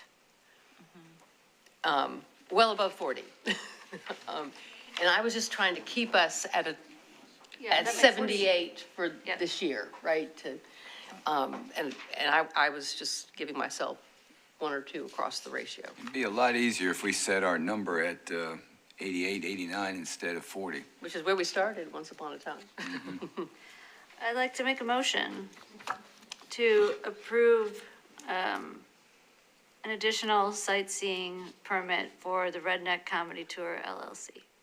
We did that. We've already, Oh, did that? it's already been passed. It's done, yeah. it's passed? Yeah, that's Oh, done. congratulations. Which one are we on? Extreme? Extreme experience now. Extreme experience. What? We voted on that one too. So we're now. We haven't. Not extreme experience. I would argue that we do not grant an additional sightseeing, that we let, that there be, that he be able to pick up the sightseeing for the ETV in the larger category, that he's moving over to that other category. Not a swap. He surrendered one for sightseeing one, but not for two. new. So that he maintains two ET. Right, so the SSVs. motion is SSVs, yeah. to grant one new SSV To Extreme. to Extreme Experience LLC. Is that a motion? It is. All right, is there a second to the motion? Second. All right, any further discussion about the motion regarding Extreme Experience of approving their one SSV permit they currently have and granting them one additional SSV permit? All in favor, say aye. Aye. Any opposed? Okay. Mr. McKinney, you're done now. So, you're welcome. All right, moving on to the next one, which Ultimate. may require some discretionary action on behalf of the commission. Nashville Ultimate Party Bus currently has 2 SSV permits. I guess what's on the table is their offer to surrender that in exchange for granting them 1 ETV permit. Maybe, would it make sense, given that the application isn't before us, but we're exercising our discretion, that she go on record under oath as saying that she wants to surrender that? I mean, so that we have that under, That's fine with that's me. her choice. We certainly can deny her 2 SSV permits, but we would run into trouble with with the state law then. So yeah, that's probably a good idea. Ms. Comer, and can you help me with pronouncing your last name? I know the first name's Heather, but how do you? Do you want the French version or the? The version I can pronounce. Cormier. Cormier. Cormier, okay. Ms. Cormier, you've been very patient listening through everything we've been going over. There is a state statute that says that we cannot revoke or deny renewal of your current 2 SSV permits because you had them for quite some time and everything. You have applied and properly applied for renewal of those 2 SSV permits. You have told us earlier that you are interested in surrendering those 2 SSV permits and us not having to take any action on it, and then in hopes that we would grant you an entertainment transportation single permit. Yes, sir. Am I stating your position correctly? That is correct. All right. If you'll do me the favor, would you please allow me to place you under oath? Sure. All right. Would you raise your right hand? I swear or affirm that the testimony I'm about to give is the truth, the whole truth, and nothing but the truth. So help me God. It is. All right. Would you please state on the record your proposal to this commission today? I'm proposing to surrender my 2 sightseeing permits and replace it with 1 ETV permit. All right. Do you understand state? Let me see if I can find that statute real quick. Do you understand that under the state law passed by the Tennessee legislature that we cannot deny renewal of your permit? Yes. And that's Tennessee Code annotated section 7-51-1008. And that you have properly applied for renewal of your 2 sightseeing vehicle permits. Yes. And you're wanting to today surrender those. Yes. However, is there, like, I obviously don't have my lawyer here with me, so is there, am I screwing myself over here? Like, are you, because you could easily say no to the request after I surrender them. There is a risk that the commission could deny your request for an entertainment transportation vehicle additional permit. That is within our prerogative. But one of the things that we're dealing with first is whether you're wanting to surrender your 2 sightseeing vehicle permits. I'll surrender my 2. Okay. Do you clearly understand, and I hate to be so dramatic about this, but do you clearly understand what you're doing today? I do. All right, you understand, and I've explained the statute to you, including our own metropolitan rules and ordinances. I do. Okay. Do you have any questions of me at this time? No. Thank you for your patience, or thank you. For your persistence. Yeah, and your understanding. All right, folks, it's in our lap now. I make a motion that we accept the surrender of Nashville Ultimate Party Buses to sightseeing vehicle permits. And I think it's a good idea that we just take this in pieces, okay? There's been a motion, is there a second? Second. All in favor, say aye. Aye. Any opposed? Motion carries. Now, discussion, going to the next part of it. We had moved the existing company we'd moved her down to the existing company with change requested. So with respect to her request, verbal request, and as stated under oath, I move that we grant her a permit for an ETV permit, 1 ETV permit, Second. in addition to her existing permit for ETV. For a total of 2. Correct, for a total of 2. And I heard a second. All right, there's a motion on the table and a second. Any further discussion? All in favor, say aye. One thing, pardon me, sorry, before, I would also request that she comply with whatever needs to be filled out with respect to her, with the commission, To cooperate with Director Roker. Within, toot sweet, okay. All right, there's a motion, a second. All in favor, say aye. Aye. Any opposed? Motion carries. All right, next on our agenda is Nashville Adventures request for 1 SSV permit. Yes, Chair, if we're counting the number that existed, the number of SS that existed, so you still have 1 SS left. So if that's the way we counted it. To keep us at 78. And I'm gonna take it that, y'all kind of just allowed those to stay because they were already there. So we'll go with that there. They're kind of grandfathered, y'all grandfathered them in. So, yeah, that would be the one you have left, and you'd be allowed to grant him a permit.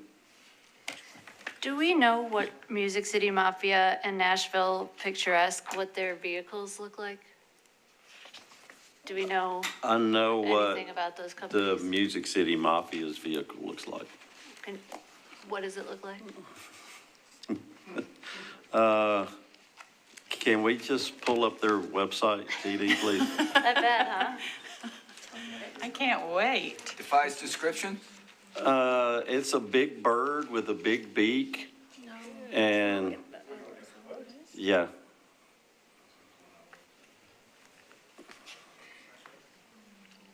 Let's go to images, I guess, yeah.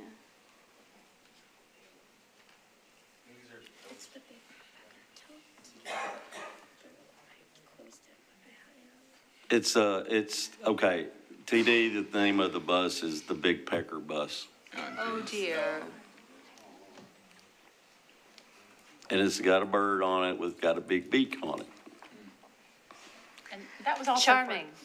Yeah, and that was also for an ETV, not sightseeing. Yeah, it was Yeah, for an yeah. ETV, Yeah. not sightseeing, yes, ma'am. What we really have is a little sightseeing room. But right now, Excuse me, Chair, if you're going to talk about ETs, I think we have to reopen the hearing. We retract any conversation about ETVs. We do not want to reopen that hearing. We'll show you, That's my bad. we'll show you later. Okay. Just curiosity there. Nashville Adventures request for 1 SSV permit. Oh, it's shiny. Sure is shiny. You know, just, I really appreciate, first of all, the education that you've got and the tourism, what you're bringing for the city, your experience, your ideas. I have no doubt it'd be successful operation, just like your other operations. I think given the ultimate goal here is to reduce, to get closer, and we have done some taken into consideration, requests that have been made multiple years after an original divvying up, I guess, of permits. I'll just say I'm inclined to say I'm so sorry, but maybe not this year. But I'm just one vote on this grant. My original thought with doing the true up was for companies who have come before us multiple times, have been operators for years and years and years, and that seemed to be, a true up rather than truly a new permit. So I'm inclined to agree with Commissioner Penley on that. Is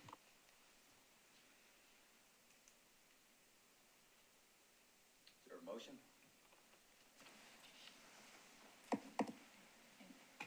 I'll make a motion, just to put everybody on the spot,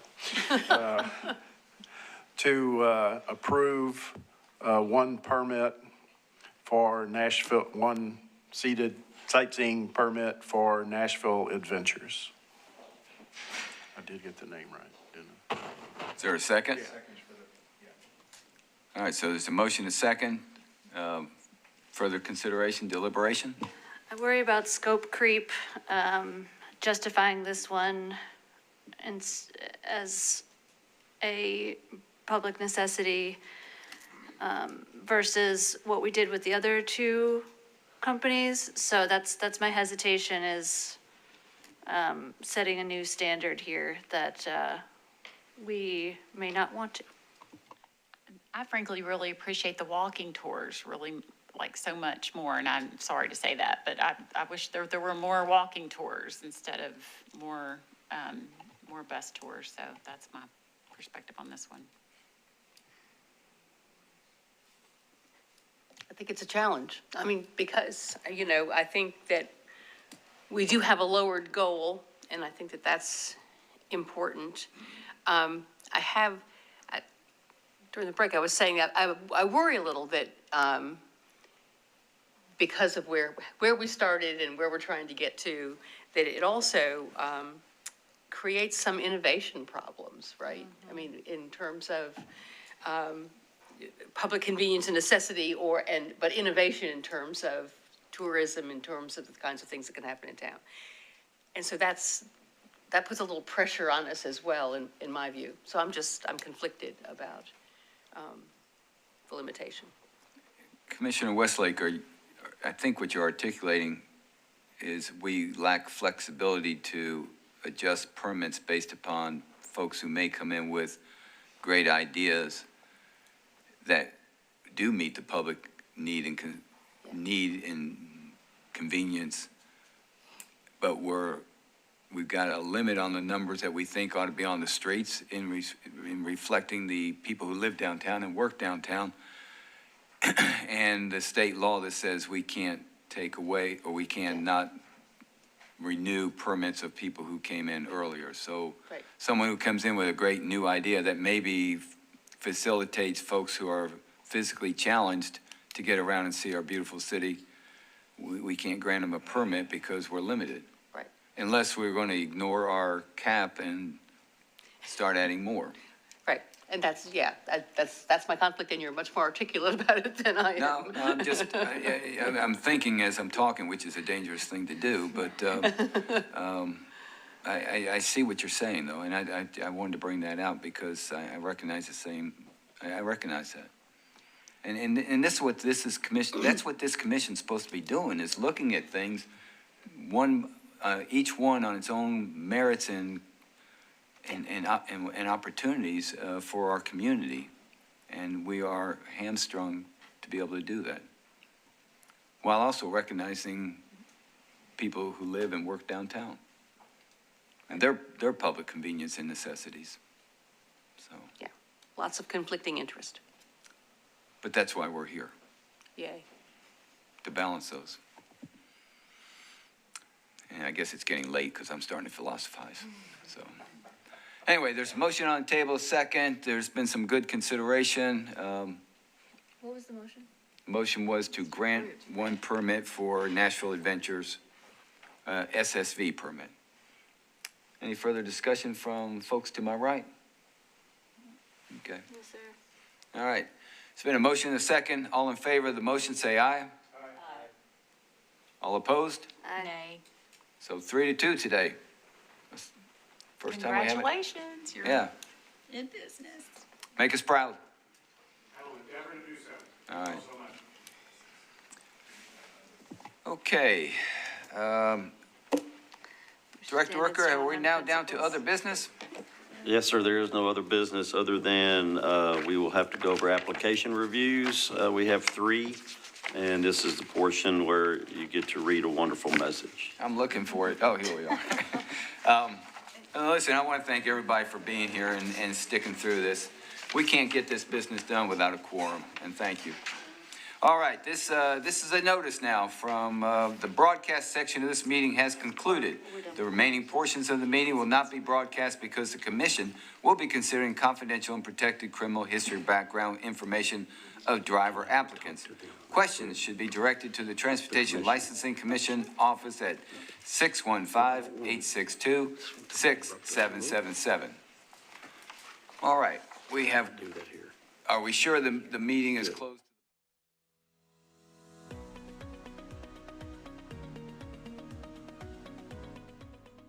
This has been a service of the Metro Nashville Network. If you would like to see this presentation again, or for more information on this and other programs, visit nashville.gov.